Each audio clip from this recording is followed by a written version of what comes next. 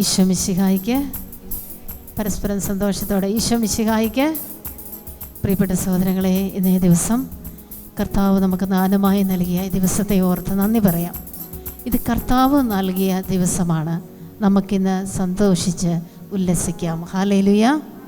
സന്തോഷത്തോടെ പറഞ്ഞേ, ഇന്നേ ദിവസം കർത്താവ് എത്രയോ മക്കൾ നമ്മളിൽ നിന്ന് വേർപെട്ടപ്പോൾ കർത്താവിൻ്റെ ആലയത്തിൽ വന്ന് പ്രാർത്ഥിക്കുവാൻ തിരിച്ച് കൊച്ചു മക്കളെ ഇന്ന് ദൈവം തിരഞ്ഞെടുത്ത് കൊണ്ടുവന്നിരിക്കും. കുഞ്ഞുമക്കളിൽ നിന്ന് കയറിപ്പോരെ, കൊച്ചു പിള്ളേരെ ഞങ്ങൾക്ക് ഇഷ്ടമാണ്. അതുകൊണ്ട് ഈശോ നിങ്ങളെ അടുത്തേക്ക് വിളിക്കുകയാണ്.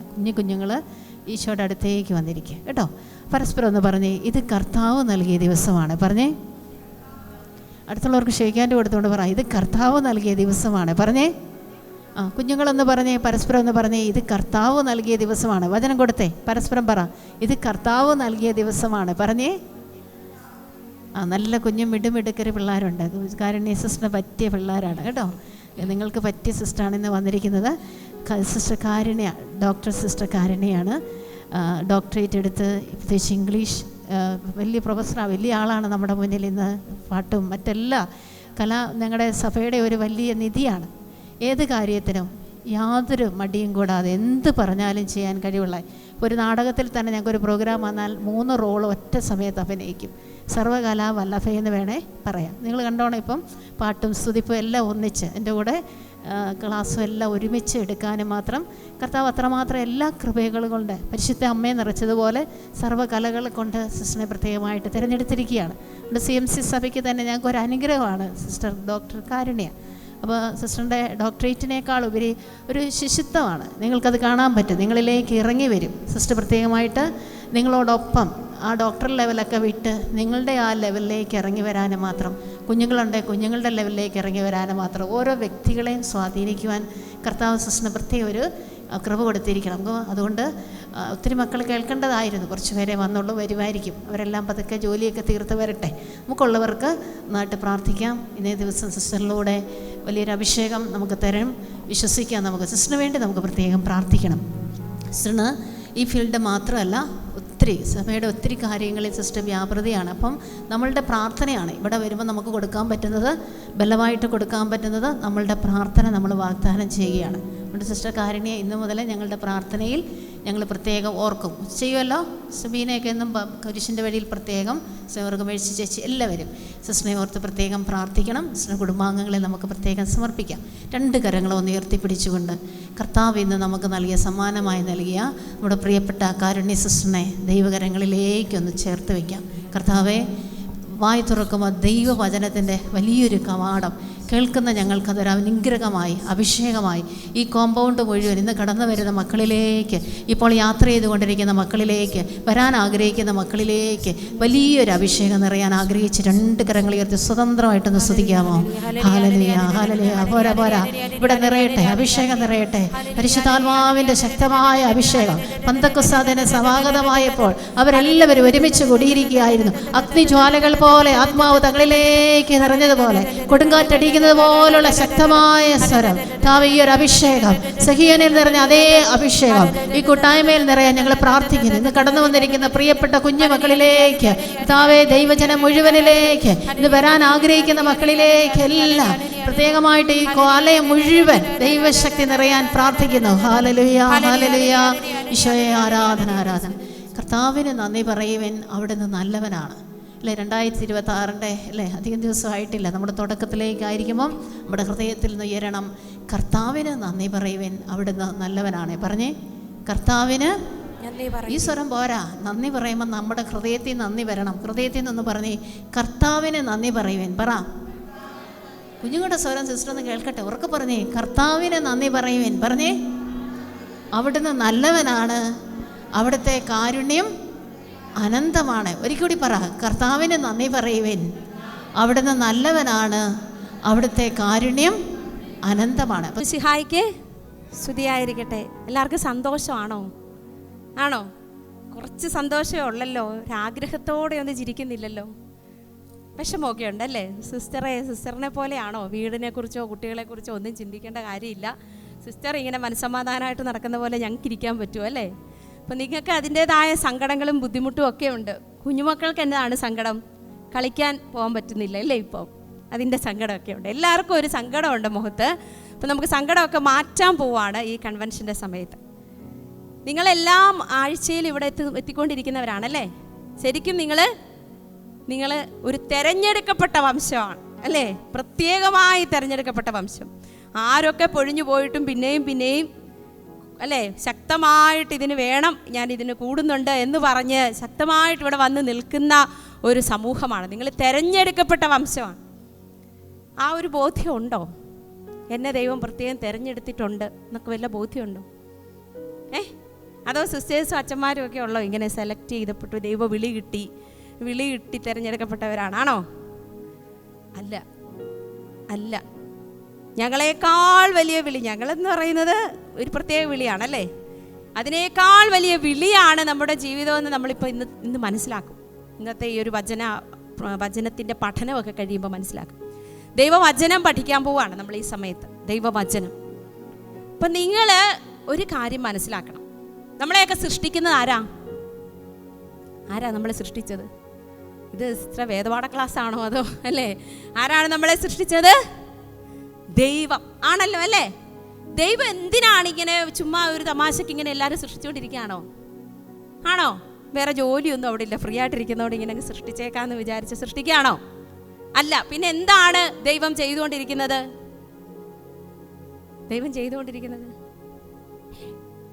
എത്ര നാളായി മനുഷ്യനെ ഇങ്ങനെ സൃഷ്ടിക്കാൻ തുടങ്ങിയിട്ട്? എപ്പോൾ തുടങ്ങിയതാ? ആദത്തിന്റെ കാലം മുതൽ തുടങ്ങിയതാണല്ലേ, ഇങ്ങനെ സൃഷ്ടിക്കാൻ തുടങ്ങിയതാണ്.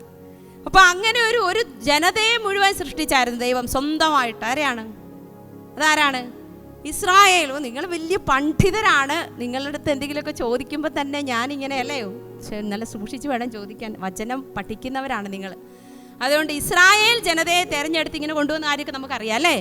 ഇപ്പൊ ദൈവം ഒരു മനുഷ്യ വ്യക്തിയെ സൃഷ്ടിക്കുന്നുണ്ടെങ്കിൽ, ഈ ഭൂമിയിലേക്ക് ഒരു മനുഷ്യ വ്യക്തിയെ ദൈവം സൃഷ്ടിച്ചിട്ടുണ്ടെങ്കിൽ അത് പ്രത്യേക ലക്ഷ്യത്തോടെയാണ്. ദൈവത്തിൻ്റെ രക്ഷാകര പദ്ധതിക്ക് വേണ്ടിയാണ് ഒരാളെ ദൈവം സൃഷ്ടിച്ച് ഈ ഭൂമിയിൽ ഇരുത്തിയേക്കുന്നത്. നിങ്ങൾ വിചാരിക്കരുത് ഈ വചനം പ്രഘോഷിക്കാനായിട്ട് പ്രത്യേകമായിട്ട് സൃഷ്ടിച്ചെടുത്താണ് ഈ സിസ്റ്റർമാരെ അല്ലെ അച്ഛന്മാരെ, അങ്ങനെ അവരാണ് ഇതൊക്കെ ചെയ്തോണല്ല. നിങ്ങളെ ഈ ഭൂമിയിലേക്ക് ദൈവം സൃഷ്ടിച്ചതിൻ്റെ ഒരൊറ്റ ലക്ഷ്യം തൻ്റെ രക്ഷാകര പദ്ധതി നടത്തുക എന്നുള്ളത്.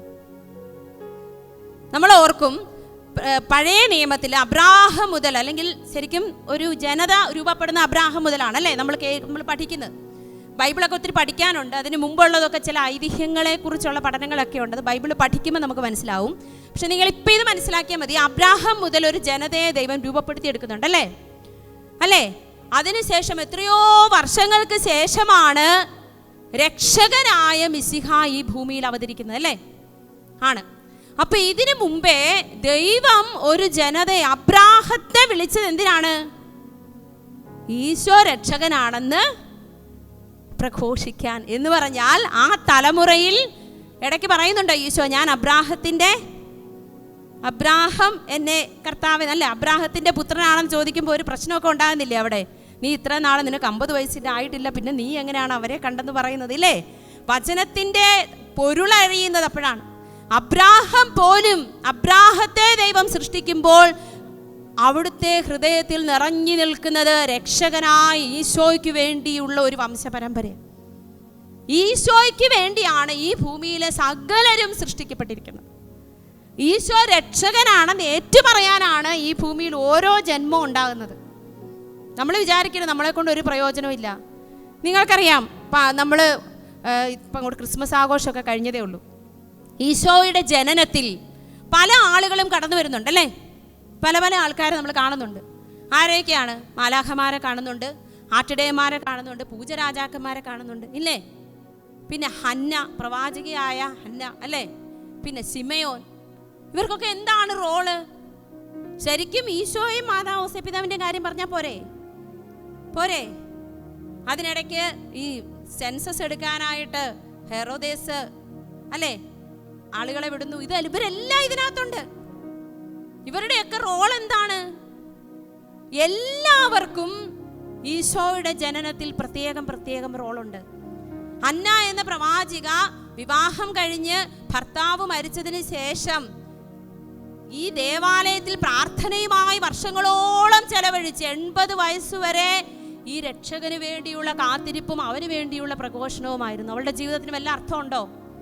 ഉണ്ടോ? ഉണ്ട്. അവളുടെ ജീവിതത്തിൽ ദൈവം ഏൽപ്പിച്ച ദൗത്യമാണത്. അത് പൂർത്തിയാക്കുക എന്നുള്ളതാണ് അവളുടെ ദൗത്യം. നമ്മൾ ഓരോരുത്തരും ഇവിടെ ഇരിക്കുന്നുണ്ട്. നമുക്ക് വല്ല ജോലിയുണ്ടോ? നമുക്ക് വചനപ്രഘോഷണമോ എന്തെങ്കിലും പ്രത്യേക ജോലിയുണ്ടോ?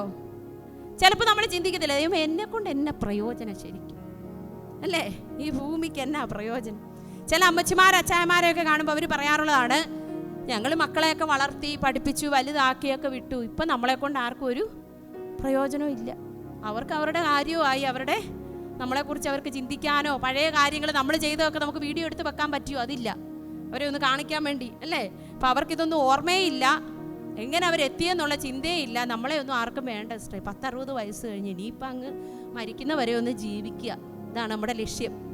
അല്ല, അബ്രാഹത്തെ ദൈവം തെരഞ്ഞെടുക്കുമ്പോൾ അബ്രാഹത്തിന് എത്ര വയസ്സായിരുന്നെന്നറിയാമോ? 90 വയസ്സായിരുന്നു. അതാണ് തെരഞ്ഞെടുപ്പിന്റെ സമയം. നമ്മൾ 60 വയസ്സായി 70 വയസ്സായി നമുക്ക് നമ്മളെ കൊണ്ട് പ്രയോജനം ഇല്ല എന്ന് തോന്നൽ വരുമ്പോഴാണ് ദൈവത്തിന് തോന്നുന്നത് നമ്മളെ കൊണ്ട് പ്രയോജനമുണ്ട്. മനസ്സിലായോ? അതുകൊണ്ട് ദൈവം നമ്മളെ സൃഷ്ടിച്ചത് മക്കളെയൊക്കെ വളർത്തി മിടുക്കരാക്കി പഠിപ്പിച്ചൊരു വീടൊക്കെ വെച്ച് 2 നിലയൊക്കെ വെച്ച് നല്ല മിടുക്കരായിട്ട് ജീവിക്കാനല്ല. നമ്മൾ എവിടുന്നാ പോന്നേ? വന്നേക്കുന്ന എവിടുന്നാ? വല്ല വിചാരം ഉണ്ടോ? അപ്പനും അമ്മയൊക്കെ പറയാറില്ലേ, തല മറന്ന് എന്ന നേക്കരുത്, അല്ലേ? വന്ന വഴി ഒരിക്കലും മറക്കരുത്. നമ്മൾ വന്ന എവിടുന്നാ അത് മറക്കരുത്. നമ്മൾ ഈശോയുടെ ഹൃദയത്തിൽ നിന്ന് വന്നവരാ. അവന്റെ ഹൃദയത്തിൽ രൂപപ്പെട്ടവരാണ് നമ്മൾ.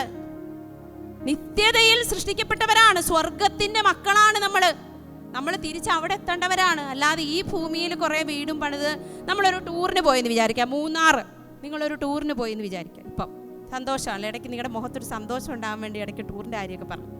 ഇപ്പോൾ ടൂറിന് പോയിരിക്കുകയാണ്.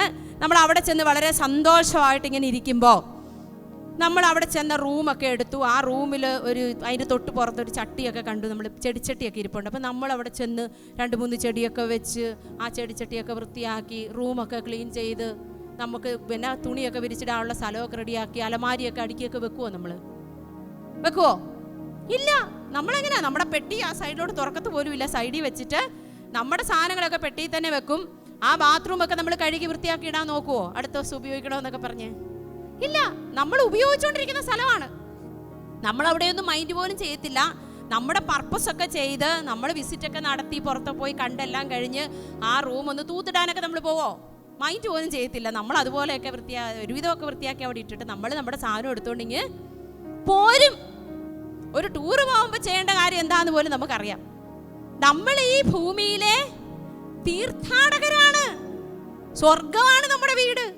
സ്വന്തം വീട്ടിലാണ് നമ്മൾ ചെന്ന് പരിപാടികളൊക്കെ റെഡിയാക്കേണ്ടത്. മനസ്സിലായോ? ഒത്തിരി നാൾ താമസിക്കാനുള്ള സെറ്റിങ്സ് ഒക്കെ ഉണ്ടാക്കേണ്ടത് സ്വന്തം വീട്ടിലേക്കാണ്. ഇത് നമ്മൾ ഭൂമി നമ്മുടെ തീർത്ഥാടന സ്ഥലമാണ്.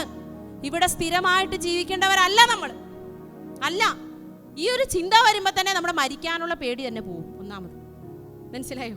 മരിക്കാൻ പേടിയുണ്ടോ? ഇല്ല.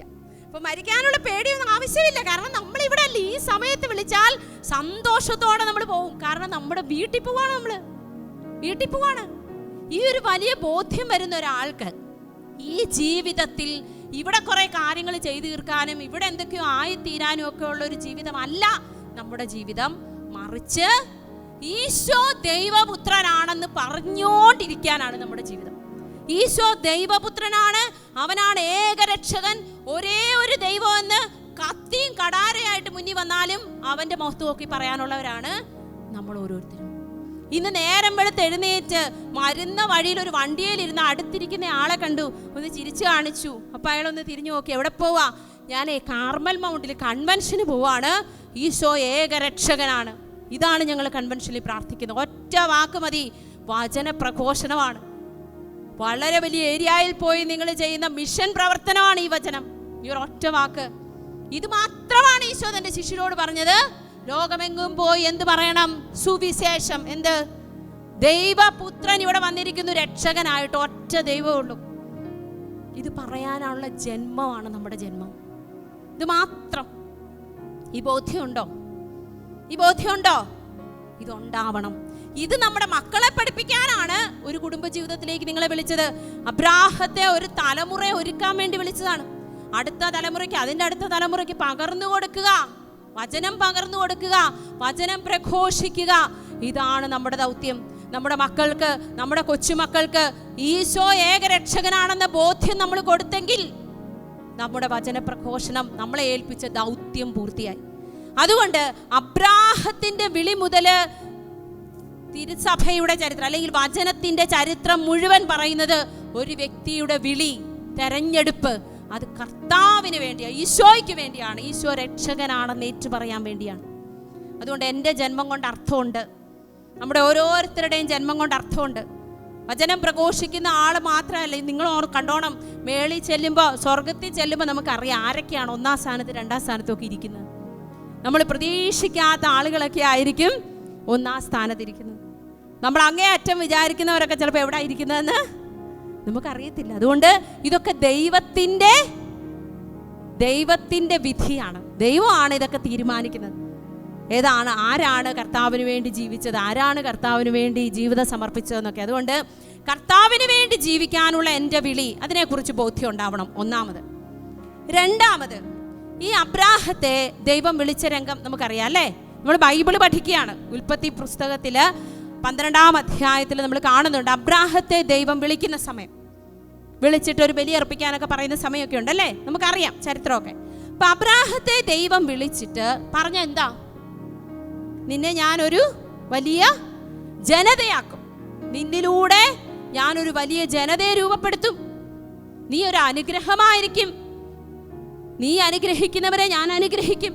ഇത്രയും വലിയ അനുഗ്രഹവും വാഗ്ദാനവും ഒക്കെ കൊടുത്തിട്ട് അബ്രാഹാം കാത്തിരിക്കുകയാണ്. എല്ലാം ഉപേക്ഷിച്ചിറങ്ങി വന്ന അബ്രാഹാം 100 വയസ്സ് കഴിഞ്ഞിട്ടും മക്കളുണ്ടോ? ഇല്ല. ദൈവം വലിയ വാഗ്ദാനമൊക്കെ ചെയ്തിരിക്കുകയാണ്, പക്ഷെ മക്കളില്ല. ഈ അബ്രാഹാം ഭാര്യയുടെ വഴക്കെല്ലാം കേട്ടിട്ടുണ്ടായിരിക്കും അല്ലേ? പല പ്രാവശ്യം കേട്ടിട്ടുണ്ട്. അതിനൊരു ഉദാഹരണം ഞാൻ പറയാം. വലിയ കാര്യമായിട്ട് ബൈബിളിൽ എഴുതി വെച്ചിട്ടില്ലെങ്കിലും ഇടയ്ക്ക് പറയുന്നുണ്ട്, ഒരു ദിവസം രാത്രിയിൽ അബ്രാഹാം കൂടാരത്തിന് വെളിയിൽ ചെന്നിരുന്നു. രാത്രി സാധാരണ എല്ലാവരും എന്നാ ചെയ്യുന്നേ? കിടന്ന് ഉറങ്ങുകയാണ്. അപ്പം ഈ ഉറങ്ങാൻ പോയ മനുഷ്യൻ കൂടാരത്തിന് വെളിയിൽ പോയിരുന്നെന്ന് പറയുമ്പോൾ അതിൻ്റെ അർത്ഥം എന്താണ്?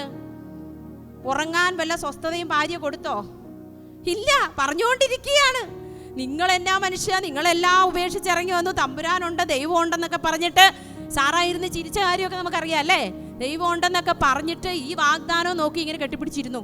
100 വയസ്സായി, ഇനി കൊച്ചുങ്ങളുണ്ടാകാനുള്ള ഒരു വഴിയും നമുക്കില്ല, എൻ്റെ പരിപാടിയെല്ലാം കഴിഞ്ഞതാണ്, നിങ്ങൾക്കും ഇനി ഉണ്ടാകാനുള്ള സാധ്യതയില്ല. ഇങ്ങനെയൊക്കെ ആയിട്ടിരിക്കുമ്പോൾ നമ്മൾ ഇനി എന്ത് പ്രതീക്ഷിച്ചിരിക്കാനാ? ഇത് കേട്ട് കേട്ട് കേട്ട് മടുത്തിട്ട് അബ്രാഹത്തിൻ്റെ വിശ്വാസത്തിന് പോലും വ്യതിചലനം ഉണ്ടാകുന്ന പോലത്തെ ഒരു അവസ്ഥയിൽ ആ മനുഷ്യൻ വേദനിച്ച് പുറത്തേക്ക് ഇറങ്ങാണ്. നമ്മുടെയൊക്കെ ജീവിതത്തിൽ ദൈവം നമ്മളെ തെരഞ്ഞെടുത്ത ഒരു സമയമുണ്ട്. നമ്മൾ കർത്താവിന് വേണ്ടി ജീവിക്കുന്നു, എന്നും പ്രാർത്ഥന എവിടെയുണ്ട്, ധ്യാനം എവിടെയുണ്ട്, എവിടെയൊക്കെ കൊന്തയെല്ലണം, പ്രാർത്ഥിക്കണം, ഇവിടെ എല്ലാം നമ്മൾ ഓടി നടന്നിട്ടും ദൈവം എല്ലാം തരും. ഇവിടെ വരുമ്പോൾ ധ്യാനകേന്ദ്രത്തിൽ വന്നിട്ട് നമ്മൾ പറയുന്നത് എന്താണ്? കർത്താവ് നിങ്ങളെ അനുഗ്രഹിക്കും, സർവശക്തനാണ്, അവൻ അസാധ്യമായിട്ടൊന്നുമില്ല. ഇതെല്ലാം കേട്ട് മക്കൾക്ക് വേണ്ടി, സാമ്പത്തിക ബാധ്യതകൾക്ക് വേണ്ടിയൊക്കെ പ്രാർത്ഥിച്ച് നമ്മൾ തിരിച്ചു ചെന്ന് കഴിയുമ്പോഴും വല്ല മാറ്റമുണ്ടോ? ഒരു മാറ്റവും. എൻ്റെ നാട്ടുകാരോടെ ഇപ്പം കളിയാക്കാൻ തുടങ്ങി. എന്നും പ്രാർത്ഥനയും പരിവേഷവുമാണ്, പക്ഷേ കുടുംബത്തിലെപ്പോഴും വിഷമമാണ്, ബുദ്ധിമുട്ടാണ്. എന്നാത്തിനാണോ ഈ പ്രാർത്ഥിക്കുന്നത്? നമ്മൾ നോക്കുമ്പോൾ പള്ളിയിൽ പോലും പോകാത്തവന് ഭയങ്കര അനുഗ്രഹവും കൃപയും ചില സമയത്ത് അല്ലേ? അപ്പുറത്തിപ്പുറത്തൊക്കെ നോക്കുമ്പോൾ അവരുടെ കുടുംബത്തിൽ നല്ല അനുഗ്രഹം, അവരുടെ മക്കൾ നല്ലതായിട്ട് വരുന്നു, നമുക്ക് മാത്രം ഈ ദുരന്തവും കഷ്ടപ്പാടും. ഈ കർത്താവിനെ കെട്ടിപ്പിടിച്ച് നടന്നിട്ട് നമുക്ക് കിട്ടുന്നത് ഇത് മാത്രമേ ഉള്ളൂ. ഈ ചിന്തയും വിഷമവും ഒക്കെ ആയിട്ട് ഇരിക്കുന്നൊരവസ്ഥ, ഇത് തന്നെയാണ് അബ്രാഹത്തിൻ്റെ അവസ്ഥ. അബ്രാഹാം ഈ ഹൃദയവേദനയോടെ പുറത്തിറങ്ങി, കൂടാരത്തിന് പുറത്തിറങ്ങിയിരിക്കുമ്പോൾ, ആ വചനം നിങ്ങൾ നോക്കണം, വായിക്കണം. കൂടാരത്തിന് പുറത്തിറങ്ങിയിരിക്കുമ്പോൾ ഇവൻ ആകാശത്തിലേക്ക് നോക്കി. ആകാശത്തിലെ നക്ഷത്രങ്ങൾ കണ്ടപ്പോ, പൂഴി കണ്ടപ്പോ, ഭൂമിയിലെ പൂഴി കണ്ടപ്പോ അബ്രാഹത്തിന് മനസ്സിലായി, നക്ഷത്രങ്ങൾ പോലെ എനിക്ക് മക്കൾ നൽകുന്ന, പൂഴിയിലെ മണൽത്തരി പോലെ മക്കളെ നൽകുമെന്ന് വാഗ്ദാനം ചെയ്തൊരു ദൈവമുണ്ട് എന്ന് വിശ്വസിച്ചു എന്നാണ് വചനം പറയുന്നത്. സത്യത്തിൽ സംഭവിച്ച കാര്യം ഞാൻ നിങ്ങളോട് പറയാം. അബ്രാഹാം പുറത്തേക്ക് ഇറങ്ങി, അബ്രാഹാം ആകാശത്തിലേക്ക് നോക്കി. ആകാശത്തിലേക്ക് നോക്കിയപ്പോൾ എന്താ കണ്ടത്? കോടിക്കണക്കിന് നക്ഷത്രങ്ങൾ കണ്ടു. നക്ഷത്രങ്ങൾ കണ്ടു. ഭൂമിയിലേക്ക് നോക്കി, വലിയ മരുഭൂമി പോലെ ഇങ്ങനെ പൂഴി കിടക്കുകയാണ് ചുറ്റും. ഇത് കണ്ടപ്പോൾ അബ്രാഹത്തിനുണ്ടായ അവസ്ഥ എന്താണെന്ന് പറയണമെങ്കിൽ അതിനു മുമ്പേ ഞാൻ എൻ്റെ ജീവിതത്തിലെ ഒരു ചരിത്രം കൂടെ പറയാം. അതായത് എൻ്റെ വീട് കുട്ടനാടാണ്, പുളിങ്കുന്ന് കാര്യമാണ് ഞാൻ. അപ്പോൾ എൻ്റെ വീട്ടിൽ ഞങ്ങൾ 3 മക്കളാണ്. ഞാൻ മൂത്തയാളാണ്. രണ്ടാമത്തെ ആൾ എൻ്റെ ആങ്ങള അച്ഛനാണ്, CMI ഫാദറാണ്. ഇളയൊരു ആങ്ങളയുണ്ട്. ആ ആങ്ങള ഇപ്പം അയർലൻഡിൽ നേഴ്സാണ്, മെയിൽ നേഴ്സാണ്. വൈഫുണ്ട്, 3 മക്കളൊക്കെ ഉണ്ട്. അച്ഛനും അമ്മയൊക്കെ വീട്ടിൽ സുഖമായിട്ടിരിക്കുന്നു. അപ്പം ഞങ്ങൾ പുളുങ്കുന്നിൽ ഇങ്ങനെ ഞാനൊക്കെ കൊച്ചായിരിക്കുന്ന സമയത്ത് അപ്പൻ കൃഷിക്കാരനാണ്. നല്ല ഇങ്ങനെ സാധാരണ കൃഷികളൊക്കെയാണ്. നമുക്ക് കൃഷിയുടെ കാര്യം അറിയാമല്ലോ, കിട്ടിയാൽ കിട്ടി, പോയാൽ പോയി എന്നുള്ളൊരവസ്ഥയിലൊക്കെ ഉള്ളതാണ് കൃഷി. മഴ പെയ്ത് വെള്ളപ്പൊക്കമൊക്കെ ഉണ്ടായാൽ പണി തീരും. അപ്പോൾ അങ്ങനെ ഒരു വളരെ സാധാരണ ഫാമിലിയിൽ ഞങ്ങൾ ജീവിക്കുകയാണ്. അപ്പോൾ ഞാൻ പക്ഷേ സ്കൂളിൽ പഠിക്കുമ്പോൾ നന്നായിട്ട് പഠിക്കും. ഞങ്ങൾ 3 മക്കൾ നന്നായിട്ട് പഠിക്കും. അപ്പോൾ 10ാം ക്ലാസ്, ഞാനൊരു 8ാം ക്ലാസ്സിൽ പഠിക്കുമ്പോൾ ഒരു ദിവസം ബയോളജിയുടെ ക്ലാസ് കഴിഞ്ഞു. അന്ന് ഞങ്ങളെ ഹൃദയത്തിൻ്റെ പ്രവർത്തനം പഠിപ്പിച്ചു, ഹാർട്ടിൻ്റെ പ്രവർത്തനം. നിങ്ങളെയൊക്കെ പഠിപ്പിക്കാറില്ലേ ഹാർട്ടിൻ്റെ പ്രവർത്തനം? പഠിപ്പിച്ചിട്ട് വന്ന് വരച്ച് പഠിക്കണം. വരച്ചിട്ട് അതിൻ്റെ ഓരോ ഭാഗങ്ങൾ അടയാളപ്പെടുത്തിയൊക്കെ പഠിച്ച് വേണം പിറ്റേ ദിവസം അത് ടീച്ചർ വരപ്പിക്കും. അപ്പം ഞാനത് പഠിക്കാൻ വേണ്ടി വീട്ടിൽ വന്നിരുന്ന് വൈകുന്നേരം ഇതൊന്ന് വരച്ച് തുടങ്ങിയത് മാത്രം എനിക്ക് ഓർമ്മയുണ്ട്. പിന്നെ ഞാനൊരു 5 മണി മുതൽ ഒരു 7 മണി വരെ കണ്ടിന്യൂസ് ഞാൻ അതിൻ്റെ മുന്നിലിരുന്ന് കരയുകയാണ്. കരയെന്ന് വെച്ചാൽ ശരിക്കും ഞാൻ കരയുവാണ്. ഞാനിങ്ങനെ എൻ്റെ ആ ഹാർട്ടിൻ്റെ ഒരു ഒറ്റ വാൽവ് അടയാളപ്പെടുത്തിയപ്പോഴാണ് ഞാൻ കരയാൻ തുടങ്ങിയത്. കാരണം ഈ അശുദ്ധ രക്തവും 4 അറകളുണ്ട്. ഇതിൽ അശുദ്ധ രക്തം വന്നിങ്ങനെ അത് ക്ലീൻ ചെയ്ത് കഴിഞ്ഞ് അത് പോകുന്ന ഒരു റൂട്ടുണ്ട്. അത് തമ്മിലിങ്ങനെ യോജിക്കാതിരിക്കാൻ ഇടയ്ക്കൊരു കൊച്ചു വാൽവാണ് ഇങ്ങനെ സൈഡ് ഇങ്ങനെ മാറുകയും തീരുകയും ചെയ്യുന്നത്. അത് നമ്മൾ എത്ര തലകുത്തി മറിഞ്ഞാലും അങ്ങോട്ടും ഇങ്ങോട്ടും മാറത്തില്ല. എന്തുകൊണ്ടാണ്? അതവിടെ സ്പെഷ്യൽ ഘടിപ്പിച്ച് വെച്ചിരിക്കുകയാണ്. ഈ ഒരു ഒറ്റ ചെറിയ കാര്യം കണ്ടപ്പോൾ ഞാൻ അവിടെ ഇരുന്ന് ശരീരത്തിലെ ഓരോ ഭാഗങ്ങളെക്കുറിച്ച് ചിന്തിക്കാൻ തുടങ്ങി. എത്ര മെഷീൻസ് ആണ് എൻ്റെ ശരീരത്തിൽ വർക്ക് ചെയ്യുന്നത് ഞാൻ ചിന്തിക്കുകയാണ്. ഞാൻ ന്യൂറോൺസ്, ആവേഗങ്ങളെ കുറിച്ചൊക്കെ പഠിച്ചു. ഞാനിങ്ങനെ ഒന്ന് കൈ പൊക്കണമെങ്കിൽ ഈ കണ്ണിലൂടെ ചെല്ലുന്ന പല കാര്യങ്ങളും, ഞാൻ ചിന്തിക്കുന്ന കാര്യങ്ങൾ ഇവിടുത്തെ ഞരമ്പുകളിൽ എത്തിയിട്ട് അത് നമുക്ക് സന്ദേശം കൊടുത്തിട്ടാണ് ഞാൻ ഈ കൈ എടുക്കുന്നത്. അത് എത്ര സെക്കൻഡ് കൊണ്ട് നടക്കുന്ന, സെക്കൻഡൊന്നുമല്ല, എത്ര നിമിഷം കൊണ്ട് നടക്കുന്ന കാര്യമാണ്. നിങ്ങളൊന്ന് ചിന്തിച്ചേ. ഞാനത് കഴിഞ്ഞിരുന്ന് ചിന്തിച്ചു, ഈ 6 കോടി മില്യൺ ജനങ്ങളുള്ള ഈ ഭൂമി, ഓരോ മനുഷ്യ വ്യക്തിയുടെയും തമ്പ് ഇംപ്രഷൻ വേറൊരാളുടെ ഈ പോലെ അല്ല. ഈ വര മാറ്റി വരച്ചേക്കുന്നൊന്ന് ഓർത്ത് നോക്കി നിങ്ങൾ. ഒരാൾക്ക് വേറൊരു തമ്പ് ഇംപ്രഷൻ ഇല്ല വേറൊരാളുടെ പോലെ. ഈ ഭൂമിയിൽ ഒരു ജന്മം, ഒരു ജീവൻ ഉണ്ടാകുന്നത് നിങ്ങളൊന്ന് ചിന്തിച്ചേ. എനിക്ക് അതൊക്കെ ഞാൻ പഠിച്ചതെല്ലാം കൂടെ ചിന്തിച്ചിട്ട് ഞാനിങ്ങനെ ചിന്തിക്കുകയാണ്. അത് ഞാൻ ഈ ഭൂമിയുടെ വലിപ്പം ചിന്തിക്കുകയാണ്. ഇത്രയും ഞാൻ ഒരു ആലപ്പുഴ വരെ ചെല്ലണം 1 മണിക്കൂർ യാത്ര അവിടുന്ന്. അപ്പോൾ ഞാൻ അമേരിക്ക വരെ ചെല്ലണമെങ്കിൽ ഒരു ഫുൾ ഡേ ഇത്രയും സ്പീഡിൽ പോകുന്ന പ്ലെയിൻ. ഇപ്പോൾ ഈ ഭൂമിയുടെ അപ്പുറത്തെ വശത്തിൻ്റെ വലിപ്പം നിങ്ങളൊന്ന് ചിന്തിച്ചേ. ഭൂമിയുടെ വലിപ്പം. ഈ ഭൂമിയിലേക്ക് ഇതിൻ്റെ മുകളിലുള്ള വെള്ളവും കരയും സകല സാധനങ്ങളും വലിച്ചു നിർത്തുന്ന ഗുരുത്വാകർഷണ ബലം ഒന്ന് ചിന്തിച്ചേ. ഇത് സാങ്കല്പികമായ അച്ചുതണ്ടിൽ, സാങ്കല്പികം എന്ന് പറഞ്ഞാൽ ഇല്ല, സംഭവം ഇല്ല, നമ്മൾ സങ്കല്പിക്കുകയാണ്. അങ്ങനെ ഒരു അച്ചുതണ്ടിൽ ഈ ഭൂമി കറങ്ങുന്നു എന്നൊക്കെ പറയാണ്. ഈ ഭൂമിയും ഈ ഗ്രഹങ്ങളും പോലെ 25,000 ആകാശഗംഗകൾ ഈ പ്രപഞ്ചത്തിലുണ്ട്. ഈ പ്രപഞ്ചത്തെ കുറിച്ച് നിങ്ങളൊന്ന് ചിന്തിച്ചേ. ഇതൊക്കെ സൃഷ്ടിച്ചവൻ ആരാണ്?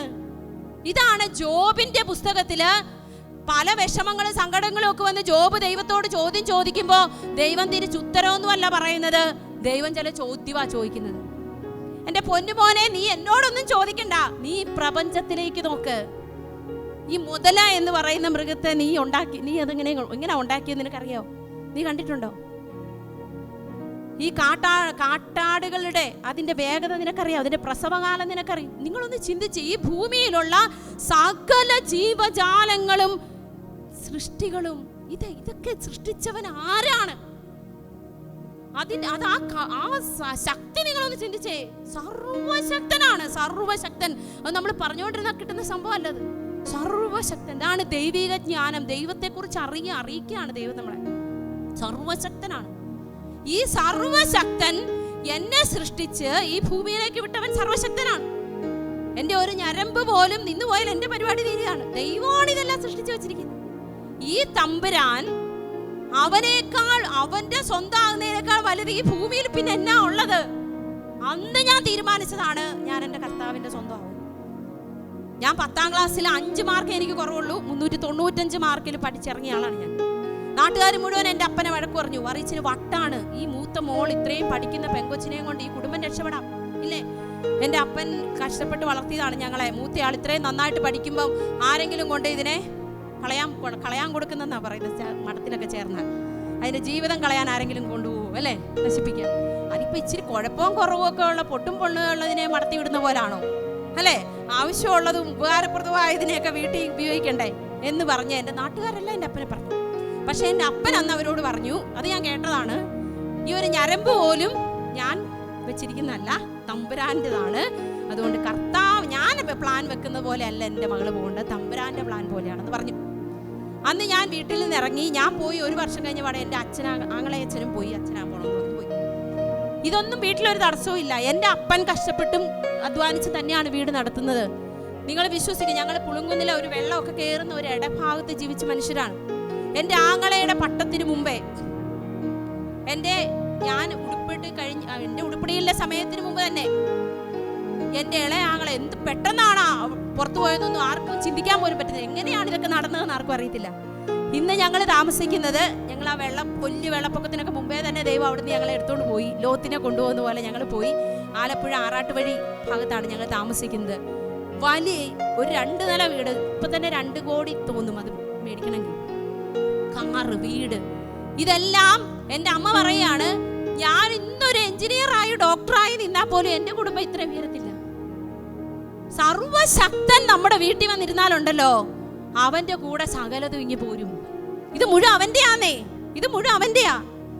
ഈ ലോകത്തിലെ സകല സമ്പത്തും സകല പ്രതാപവും അവിടുത്തേതാ. സർവശക്തനാണ് എൻ്റെ ദൈവം, അവൻ എൻ്റെ കൂടെയുണ്ട്. ഈ അബ്രാഹം പുറത്തിരുന്ന് മേളിലേക്ക് നോക്കിയത് ഞാൻ നിങ്ങളോട് പറഞ്ഞില്ലേ. അബ്രാഹം കണ്ടു ഈ പ്രപഞ്ചത്തെ, ഈ കോടാനുകോടി നക്ഷത്രങ്ങളെ സൃഷ്ടിച്ചു വെച്ചവൻ. അവൻ ഈ ഒരു പൂഴിയിൽ നിന്ന് പോലും കുഞ്ഞുങ്ങളെ ഉണ്ടാക്കാൻ പറ്റും. അവൻ ഈ ബയോളജി പ്രോസസ് ഒന്നും അവന് ആവശ്യമില്ല, അതൊക്കെ ഉണ്ടാക്കിയത് അവനാണ്. അവനതില്ലാതെയും കുഞ്ഞുങ്ങളെ ജനിപ്പിക്കാൻ പറ്റും. ഈ വിശ്വാസം ആ മനുഷ്യനങ്ങ് കയറി. നിങ്ങൾ ഈ പ്രപഞ്ചത്തിലേക്ക് നോക്ക്, പ്രപഞ്ചത്തിൽ നോക്കട്ടെ, നമ്മുടെ ജീവിതത്തിലേക്ക് നോക്ക്. ശ്വാസം എടുക്കുന്നു എന്ന് ചിന്തിച്ച് നോക്ക്. ഞാൻ പിള്ളേരോട് ചോദിക്കാറുണ്ട് ക്ലാസ് എടുക്കുമ്പോൾ, ഒരു മിനിറ്റ് നിങ്ങൾക്കൊന്ന് ശ്വാസം വിടാതിരിക്കാൻ പറ്റുമോ? നമുക്ക് പറ്റുമോ? ഓക്സിജൻ ഇല്ലാതെ വന്ന് നമ്മുടെ കൊറോണയുടെ സമയത്ത് തന്നെ കഷ്ടപ്പാണ് ഓട്ടമായിരുന്നു ഇല്ലേ? ഓക്സിജന് വേണ്ടി.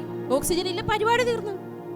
ഒറ്റ മിനിറ്റ് നമുക്ക്, ഒറ്റ സെക്കൻഡ് നമുക്ക്, ഒരു 5 സെക്കൻഡ്, ഒരു 50-30 സെക്കൻഡ് നമുക്ക് ഇരിക്കാൻ പറ്റത്തില്ല ഓക്സിജൻ ഇല്ലാതെ ഇല്ലേ?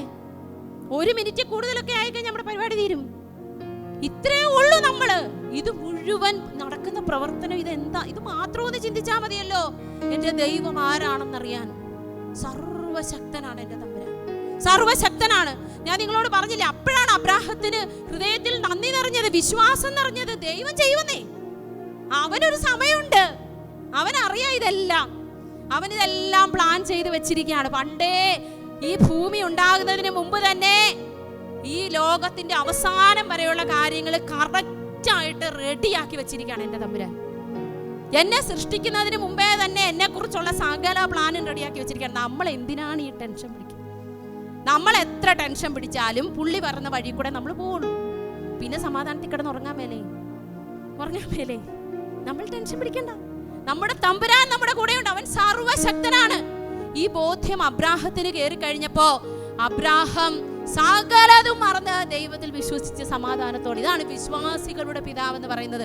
നമുക്ക് വേറെ ലോകത്തിലെ അത്ഭുതങ്ങളിലേക്കൊന്നും നോക്കണ്ട. ഏറ്റവും വലിയ അത്ഭുതമാണ് നമ്മൾ ഇരിക്കുന്നത്, നമ്മൾ തന്നെ വലിയ അത്ഭുതമാണ്. ഞാൻ നിങ്ങളോട് ആദ്യം പറഞ്ഞില്ലേ, നന്ദി പറയാനുള്ള ജീവിതമാണ് നമ്മുടെ ജീവിതമെന്ന്. നന്ദി പറയാനുള്ള ജീവിതം നിങ്ങളൊന്ന് ഓർക്കണം. ഈ ജീവിതത്തിൽ നന്ദി പറയാതിരിക്കാൻ ഒരൊറ്റ സെക്കൻഡ് പോലും നമുക്ക് പറ്റത്തില്ല. ഒരു കാര്യം ഉറപ്പായി കഴിഞ്ഞാൽ എന്താണെന്നറിയാമോ? നിങ്ങളൊന്ന് ഓർത്ത് നോക്കിയേ. ഞാൻ കേട്ടിട്ടുണ്ട് പ്രാർത്ഥിക്കാനൊക്കെ പള്ളിയിൽ വന്നിരുന്ന അമ്മച്ചിമാർ. ഒരു ചേച്ചി എൻ്റെ അടുത്ത് വന്ന് പ്രാർത്ഥിക്കണം എന്നൊക്കെ പറഞ്ഞു. എൻ്റെ സിസ്റ്റർ എൻ്റെ മോന് വേണ്ടി പ്രാർത്ഥിക്കണം, അവൻ നന്നായിട്ട് പഠിച്ചുകൊണ്ടിരുന്ന 9ാം ക്ലാസ് വരെ നല്ല മാർക്കുണ്ടായിരുന്നേ. ഇപ്പം 10ാം ക്ലാസ്സിൽ കയറി കഴിഞ്ഞപ്പോൾ മാത്സിനൊക്കെ 50ൽ 42 ഉള്ളൂ. എൻ്റെ സിസ്റ്ററെ 42 ഉള്ളൂ. 50ൽ എത്ര കിട്ടണം? 50 കിട്ടണം. അതാണ് എൻ്റെ വിഷമം സിസ്റ്ററെ, ഭയങ്കര സങ്കടം. ഇതെല്ലാം കേട്ട് ചേച്ചിയോട് പ്രാർത്ഥിക്കാനൊക്കെ പറഞ്ഞു വിട്ട് കഴിഞ്ഞപ്പോൾ അടുത്തൊരു ചേച്ചി എൻ്റെ സിസ്റ്റർ, എനിക്ക് 2 കുഞ്ഞുങ്ങളുണ്ട്. മൂത്തത് മന്ദബുദ്ധിയാണ്. അതിനെ ആ കേന്ദ്രത്തിൽ പഠിപ്പിക്കാൻ വിട്ടിരിക്കുകയാണ്. അവനൊരു ഭാവിയൊക്കെ എങ്ങനെ ആവുന്നൊന്നും അറിയത്തില്ല. സിസ്റ്റർ പ്രാർത്ഥിക്കണം. ഇത് രണ്ടും കൂടെ കേട്ടിട്ട് ഞാൻ ഇങ്ങനെ വണ്ടറടിച്ചിരുന്നു കുറച്ച് നേരം. നിങ്ങൾക്കറിയാമോ, നിങ്ങളുടെ വീട്ടിലേക്ക് ഒരു വേലക്കാരി ഉണ്ടെന്ന് വിചാരിക്കും. ഉദാഹരണം, നിങ്ങളുടെ വീട്ടിലൊരു വേലക്കാരിയുണ്ട്. ഈ വേലക്കാരിക്ക് നിങ്ങൾ അവരുടെ സ്കൂളൊക്കെ തുറന്ന സമയത്ത് അവരുടെ മക്കൾക്കൊക്കെ എന്തെങ്കിലും ആവട്ടെ എന്നൊക്കെ ഓർത്ത് നിങ്ങൾ ഉടനെ ഒരു 500 രൂപ കൊടുത്തു, കൈ കൊണ്ട് കൊടുത്തിട്ട് പറഞ്ഞു, എൻ്റെ ചേച്ചി എന്തെങ്കിലുമൊക്കെ വാങ്ങിക്കുമോ, കുട്ടികൾക്ക് പുസ്തകമൊക്കെ വാങ്ങിക്കണ്ടേ, ഇത് കൊണ്ടുപോയിക്കോളാൻ പറഞ്ഞു, എക്സ്ട്രാ ആയിട്ട് കൂലിക്ക് പുറമെ. അപ്പോൾ പിറ്റേ ദിവസം രാവിലെ വന്നോണ്ട് ഈ ചേച്ചി നിങ്ങളുടെ അടുത്ത് ഓടി വന്നിട്ട്, എൻ്റെ ചേച്ചി അത് തന്നത് വലിയ ഉപകാരമായി, എൻ്റെ കൊച്ചിന് പുസ്തകവും മേടിച്ചു, ബാഗ് മേടിച്ചു, ഇനി യൂണിഫോമിൻ്റെ ഇതും കൊടുത്ത് പകുതി ഞാൻ അഡ്വാൻസും കൊടുത്ത്, എൻ്റെ ചേച്ചി ഒത്തിരി ഉപകാരം, ദൈവം അനുഗ്രഹിക്കട്ടെ. പല പ്രാവശ്യം പറയുന്നു. വേറെ ആൾക്കാരൊക്കെ വന്ന് നിൽക്കുമ്പോൾ അവരുടെ മുന്നിൽ നിന്ന് പറയുന്നു. നിങ്ങൾക്ക് ഭയങ്കര സന്തോഷമായി. 2 ദിവസം കഴിഞ്ഞ് നിങ്ങളുടെ കയ്യിൽ ഒരു 200 രൂപ കിട്ടിയാൽ നിങ്ങൾ ആർക്ക് കൊടുക്കും? ആ കൊച്ചിന് കൊടുക്കാം അല്ലേ, അതിനൊരു ഉപകാരം ഉണ്ട്, നന്ദിയുണ്ടെന്ന് വിചാരിക്കും. എന്നാൽ അതേ സമയം ഈ 500 രൂപ കിട്ടിയ പെങ്കൊച്ച് പിറ്റേ ദിവസം രാവിലെ വന്നു, നിങ്ങളോടൊന്നും പറയുന്നില്ല, നിങ്ങൾ കുറേ നേരം ശ്രദ്ധിച്ചിട്ടൊന്നും പറയുന്നില്ല. നിങ്ങൾ പയ്യെ ചെന്നിട്ട് ചോദിച്ചു, മോളെ 500 രൂപയ്ക്ക് ഉപകാരപ്പെട്ടോ? ഓ എൻ്റെ ചേച്ചി, അത് എന്നെ ആവാനാ, ഇന്നത്തെ കാലത്തെ പുസ്തകത്തിൻ്റെ വില, ബാഗിൻ്റെ വില ഒന്നുമായിട്ട് ഇനിയും കിടക്കും, എന്തെല്ലാം പ്രശ്നങ്ങളാണെന്നറിയാമോ? ഇത് പല പ്രാവശ്യം പറഞ്ഞ് നിങ്ങളുടെ പിന്നെ ഒരു 200 രൂപ കിട്ടേ നിങ്ങൾ ആ ചേച്ചിക്ക് കൊടുക്കുമോ? ഞാനാണെങ്കിൽ കൊടുക്കുകയല്ല, നിങ്ങൾ കൊടുക്കുമെന്ന് എനിക്കറിയത്തില്ല, ഞാൻ കൊടുക്കുക. കാരണം അതിന് കൊടുത്തിട്ട് വലിയ പ്രയോജനമൊന്നും ഇല്ല. നിങ്ങൾ തമ്പുരാൻ്റെ അടുത്ത് വന്ന് നിന്ന് ഈ പറയുന്ന മുഴുവനൊന്ന് ചിന്തിച്ച് നോക്കിയേ. എൻ്റെ ദൈവമേ, എനിക്കൊരു കൊച്ചിനെ തന്നത്, അത് പഠിക്കുന്നില്ല, നന്നായിട്ട് പഠിച്ചുകൊണ്ടിരുന്നാൽ ഇപ്പം മാർക്കില്ല. ഈ കുഞ്ഞിനെ കിട്ടാതെ 10, 15, 20 വർഷമായിട്ട് നടക്കുന്ന മാതാപിതാക്കളുണ്ട്. കർത്താവ് എനിക്കൊരു കുഞ്ഞിനെ തന്നില്ലേ, 10 മാർക്കേ ഉള്ളതിലും അവന് ബുദ്ധിയില്ലേ? മന്ദബുദ്ധിയായ കുഞ്ഞ് ജനിച്ച മാതാപിതാക്കളുണ്ട്. നിങ്ങൾ ഇന്ന് നമ്മുടെ വീട്ടിലെ പനി, ജലദോഷം, ചുമ, കൊറോണ എന്നൊക്കെ പറഞ്ഞ് നമ്മൾ കരയുമ്പോൾ ഈ ക്യാൻസർ വാർഡിലേക്കും മെഡിക്കൽ കോളേജുകളിലേക്കുള്ള വാർഡുകളിലേക്ക് നിങ്ങളൊന്ന് ചെല്ലണം. ജനിച്ച് വീണ് 1 മാസമായ കുഞ്ഞിന് വരെ ക്യാൻസർ ആയിട്ട് ഒരു അപ്പനും അമ്മയും നെഞ്ചത്തിട്ട് നടക്കുന്നത് നിങ്ങൾക്ക് കാണാം. നമ്മുടെ കുടുംബം തമ്പുരാൻ കൈവെള്ളയിലല്ലേ പരിപാലിക്കുന്നേ, അല്ലേ? നിങ്ങൾ പറയും, ഇത്രയും വർഷമായിട്ട് 60 വയസ്സായ എൻ്റെ കാല് വയ്യ, മുട്ടുവയ്യ, നടുവ് വയ്യ. നിങ്ങൾക്കറിയാവോ, 20 വയസ്സിൽ കുഴഞ്ഞു വീണ് മരിക്കുന്ന പിള്ളേരുണ്ട്. നമ്മൾ നമ്മുടെ മക്കളെ ഇത്രയും വളർത്തുന്നവരൊക്കെ ആയിരുന്നില്ലേ? എന്തുകൊണ്ട് നമ്മൾ നന്മ ഓർക്കുന്നില്ല? ദൈവം തന്നത് മുഴുവൻ കൃപയാണ് പ്രിയപ്പെട്ടവരെ, കൃപയാണ്, അനുഗ്രഹമാണ്. ഇല്ലാത്തവനെ ഓർക്ക്, വേദനിക്കുന്നവനെ ഓർക്ക്. എൻ്റെ ദൈവം എന്നെ അനുഗ്രഹിച്ചിരിക്കുക. ഞാൻ നേരം വെളുത്ത് എഴുന്നേറ്റ് വന്നല്ലോ. ചരമക്കോളത്തിൽ എൻ്റെ പടം ഉണ്ടോ? ഇല്ല, പോയി നോക്കണം. പത്രത്തിൽ എൻ്റെ പടം വന്നിട്ടില്ല. ഇത് ആരുടെ കൃപ കൊണ്ടാ? എത്ര പേര് എഴുന്നേറ്റ് വന്ന് രാവിലെ? നമ്മൾ പ്രതീക്ഷിക്കാത്ത എത്രയെത്ര മരണങ്ങൾ നമ്മൾ കേൾക്കുന്നു. ഇനിയും പല കാര്യങ്ങളും ചെയ്യാൻ വേണ്ടി കർത്താവ് എന്നെ ഇവിടെ ഇരുത്തിയേക്കുന്നു. കണ്ടോ, എൻ്റെ ദൈവം എനിക്ക് വേണ്ടി ചെയ്തതിൻ്റെ ഒരംശമെങ്കിലും ഇരുന്ന് ഓർക്കുന്നുണ്ടോ? ഭർത്താവ് കുടിയാണ്, അതാണ് വഴക്കാണെന്നൊക്കെ നമ്മൾ പറയും. വെട്ടിക്കൊല്ലുന്ന ഭർത്താക്കന്മാരുണ്ട് ഭാര്യമാരെ. എൻ്റെ കർത്താവ് എനിക്ക് ഇങ്ങനെ ഒരു ഭർത്താവിനെങ്കിലും തന്നില്ലേ? ഞാൻ പറഞ്ഞില്ലേ, നമുക്ക് കിട്ടിയതോർത്ത് നന്ദി പറയുമ്പോൾ ഉണ്ടല്ലോ, തമ്പുരാൻ വാരിക്കോരി തരും. നമുക്കിങ്ങനെ ഒരു ധ്യാന കേന്ദ്രത്തിൽ വന്നിരുന്നു, വിഷമം വന്നപ്പോൾ നമുക്കിങ്ങനെ ഒന്ന് വന്ന് ഇരിക്കാൻ പറ്റിയില്ലേ? ഒരു ഹൈന്ദവനാണെങ്കിൽ, ഒരു മുസ്ലിം ആണെങ്കിൽ ആ പെങ്കൊച്ച് വീട്ടിൽ ഇരുന്ന് എന്നാ അവസ്ഥയിലാണ് ഇരിക്കുന്നത്? ഈ വിഷമം വരുമ്പം ചാകണമെന്ന് തോന്നിയല്ലേ ഇരിക്കുകയുള്ളൂ. നമുക്കിവിടെ വന്ന് പ്രത്യാശയുടെ വചനം കേൾക്കാം. തമ്പുരാൻ കൂടെ ഉണ്ടെന്ന് പറയുന്നു. കണ്ടോ, ദൈവം തന്ന അനുഗ്രഹത്തെ ഓർത്ത് നന്ദി പറഞ്ഞിട്ടുണ്ടോ? ഒരു ക്രിസ്ത്യാനിയായിട്ട് എന്നെ ജനിപ്പിച്ചല്ലോ കർത്താവേ, നന്ദി പറഞ്ഞിട്ടുണ്ടോ? നന്ദി പറയാതിരിക്കാൻ പറ്റത്തില്ല പ്രിയപ്പെട്ടവരെ, പറ്റത്തില്ല. നമുക്ക് തന്നത് മുഴുവൻ അനുഗ്രഹമാണ്. നമുക്കൊരു കുഞ്ഞിനെ തന്നിട്ടുണ്ട്, നമ്മുടെ മക്കളെ തന്നിട്ടുണ്ട്. വിഷമങ്ങളും പ്രശ്നങ്ങളും ഒക്കെ ഉണ്ടായിരിക്കും. പക്ഷേ ദൈവം മറ്റു പലരേക്കാൾ അധികമായി എന്നെ കൈവെള്ളയിൽ പിടിച്ചുകൊണ്ട് നടക്കുന്നു. എൻ്റെ കുടുംബത്തെ പ്രത്യേകം പൊതിഞ്ഞിരിക്കുന്നു. നന്ദി പറയണം. ഓരോ സെക്കൻഡും നന്ദി പറയണം. ഈ ഇരുന്ന് ശ്വാസം വലിക്കുന്നതോർത്ത് നന്ദി പറയണം. ഈ അമ്മ ആദ്യം പറഞ്ഞപ്പോൾ എന്നെക്കുറിച്ച് കുറേ കാര്യങ്ങളൊക്കെ പറഞ്ഞില്ലേ, പഠിക്കൂ, അത് ചെയ്യൂ, ഇത് ചെയ്യും എന്നൊക്കെ പറഞ്ഞില്ലേ. എൻ്റെ പ്രിയപ്പെട്ടവരെ, ഞാൻ ഓർക്കും, എന്നിട്ട് എൻ്റെ നാട്ടുകാരും വീട്ടുകാരും, ഇത്രയും കഴിവുള്ള കൊച്ചാണോ മടത്തി പോയേക്കുന്നത്, ഇതിനെയാണോ ദൈവത്തിന് ഇങ്ങനെ ഒന്ന് ഉപകാരം, ഭൂമിയിൽ ഉപകാരം ഇല്ലാതെ പോയേക്കുന്നതെന്നൊക്കെ പറയും. പക്ഷേ സത്യം പറഞ്ഞാൽ ഞാൻ ഇന്ന് ദൈവവിളിക്ക് വരുന്ന സകല കുഞ്ഞുങ്ങളോട് ഞാൻ പറയുന്ന കാര്യമാണ്, ഇത് മുഴുവൻ തന്നത് എൻ്റെ തമ്പുരാനാണ്. ഈ ഒരു ഒറ്റ ഞരമ്പ് നിന്നാൽ എല്ലാം തീരുന്നതാണ് ഞാൻ ഈ നിൽക്കുന്നതാണ്. ദാനമായി തന്നത് തമ്പുരാന്റെ മുമ്പില് ഞാൻ ഏതാണ്ട് ഔദാര്യം കൊടുത്തിരിക്കുന്നതല്ല എൻ്റെ ജീവിതം. ഇത് സൃഷ്ടിച്ചവന്റെ മുമ്പിൽ കൊണ്ട് വെച്ചിരിക്കുകയാണ്. ദൈവം മനുഷ്യനോട് കാണിക്കുന്ന ഒരു ബഹുമാനവും ആദരവും കൊണ്ടാണ്.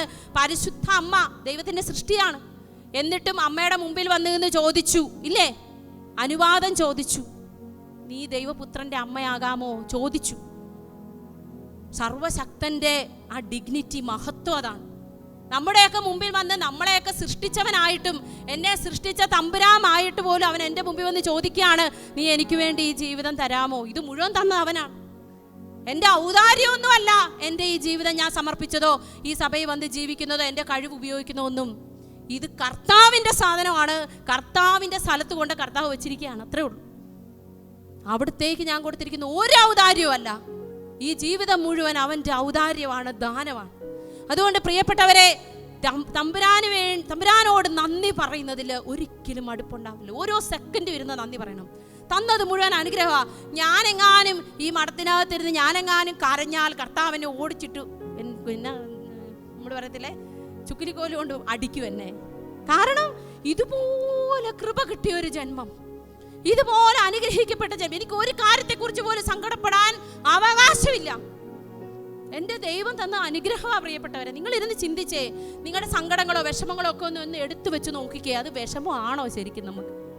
നമുക്ക് വിഷമമാണോ? അത് അല്ല, നമ്മൾ ആക്കിയെടുത്തിരിക്കുന്ന വിഷമമാണത്. ദൈവം നമ്മളെ കൈവെള്ളയിൽ തന്നെയാ കൊണ്ടു നടന്നിരിക്കുന്നത്, കൈവെള്ളയിൽ തന്നെ. ഈ ഒരു ബോധ്യം വരുമ്പോഴാണ് അബ്രാഹത്തെ പോലെ വിശ്വാസത്തിന്റെ നമ്മൾ പറയണം, സർവശക്തൻ എൻ്റെ കൂടെ ഉണ്ടെന്നേ. അവൻ അറിയാതെ എൻ്റെ ജീവിതത്തിൽ ഒന്നും സംഭവിക്കില്ല, ഒന്നും. നിങ്ങൾക്കറിയാവോ, ദൈവം തൻ്റെ പ്ലാൻ അനുസരിച്ച് ഒരുക്കിയ വഴിയിൽ കൂടെ പോകാനാണെന്നേ എല്ലാം സംഭവിച്ചുകൊണ്ടിരിക്കുന്നത്, എല്ലാം. പൂർവ്വപിതാവായ ജോസഫിന്റെ ജീവിതം നമുക്കറിയാം അല്ലേ? ജോസഫിന്റെ ജീവിതം, ജോസഫ് ഏറ്റവും ആഗ്രഹിച്ച ഒരു സ്വപ്നമുണ്ട്. ഒരു കുടുംബത്തിൽ 12 മക്കളും ഒക്കെ ആയിട്ട്, അപ്പനും അമ്മയായിട്ട് സന്തോഷമായിട്ട്, മക്കൾ 12 പേരെന്നൊക്കെ പറയുമ്പോൾ ആ കുടുംബത്തിലെ ബഹളമൊക്കെ ഒന്ന് ഓർത്ത് നോക്കിയല്ലേ, ഉല്ലാസവും സന്തോഷവും ഇവരൊക്കെ ആയിട്ട് ഇങ്ങനെ ജീവിച്ചപ്പോൾ ജോസഫ് ഒറ്റക്കാര്യം ആഗ്രഹിച്ചുള്ളൂ, എൻ്റെ അപ്പൻ്റെ അമ്മയുടെ മുമ്പിൽ അവരെന്നെ വണങ്ങുന്നു അല്ലേ, സഹോദരങ്ങൾ എന്നെ വണങ്ങുന്നു. അതായത് അവരുടെയൊക്കെ ഇടയിൽ ഒരു മിടുക്കനായിട്ട് നല്ല ഒച്ചായിട്ട് ഇങ്ങനെ ഇരിക്കണം, ജീവിക്കണം. നമുക്കൊക്കെ കൊച്ചു കൊച്ചു സ്വപ്നങ്ങളൊക്കെ ഉള്ളൂ അല്ലേ? നമുക്കൊരു കുടുംബം, ഒരു കൊച്ചു വീട്, എൻ്റെ മക്കളൊന്ന് അവിടം വരെയൊക്കെ ഒന്ന് പോകണം, പുറത്ത് പോകാൻ പറ്റിയ അത്രയും ഒന്ന് പോകണം, ഒത്തിരി ഒന്നും കിട്ടണമെന്നില്ല, സാധാരണ ജീവിക്കാനുള്ള കുറച്ച് കാശും വലിയ രോഗങ്ങളൊന്നും ഇല്ലാതെ സമാധാനമായിട്ടൊരു കുടുംബത്തിൽ ജീവിക്കണം. ഇങ്ങനെ കൊച്ചു കൊച്ചു സ്വപ്നങ്ങളെ നമുക്കുള്ളൂ. ഇത് മാത്രമേ ജോസഫിനും ഉണ്ടായിരുന്നുള്ളൂ, കൊച്ചു കൊച്ചു സ്വപ്നം. പക്ഷേ ഈ ജോസഫ് ഈ സ്വപ്നം കണ്ടപ്പോ ദൈവം അവനെ സൃഷ്ടിച്ച മിനിറ്റിൽ തന്നെ അവനെ കുറിച്ച് രൂപപ്പെടുത്തിയ ഒരു സ്വപ്നമുണ്ട്. എന്താണെന്നറിയാമോ? ഈ ഒരു രാജ്യത്തിന്റെ മുഴുവൻ അധിപനാവണം, സകലരും അവനെ വണങ്ങണം. ഇത് ദൈവത്തിന്റെ സ്വപ്നമാ ജോസഫിനെ കുറിച്ച്. എന്നാൽ ജോസഫിന്റെ ഈ സ്വപ്നമൊക്കെ നടക്കാൻ സന്തോഷമായിട്ടൊക്കെ നടന്നപ്പോഴാണ് ഇവന്റെ സഹോദരങ്ങളും അപ്പനും അമ്മയും ഒക്കെ ഇല്ലാത്തൊരു നാട്ടിലേക്ക് അടിമയായി ഇവനെ സഹോദരങ്ങൾ വിൽക്കുന്നത്. കണ്ടോ? ഇനി ജീവിതത്തിൽ ഒരിക്കലും അവൻ ആ വീട്ടിലോട്ട് വരത്തില്ല. അടിമയായാൽ പിന്നെ അപ്പനെ അമ്മയോ സഹോദരങ്ങളെ ഒരിക്കലും അവന് കാണാൻ പറ്റത്തില്ല. അതാണ് അടിമയുടെ ജീവിതം. പിന്നെ നാട്ടിലേക്ക് തിരിച്ചു വരത്തില്ല.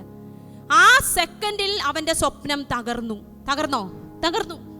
അവൻ ആഗ്രഹിച്ച സ്വപ്നം തകർന്നു.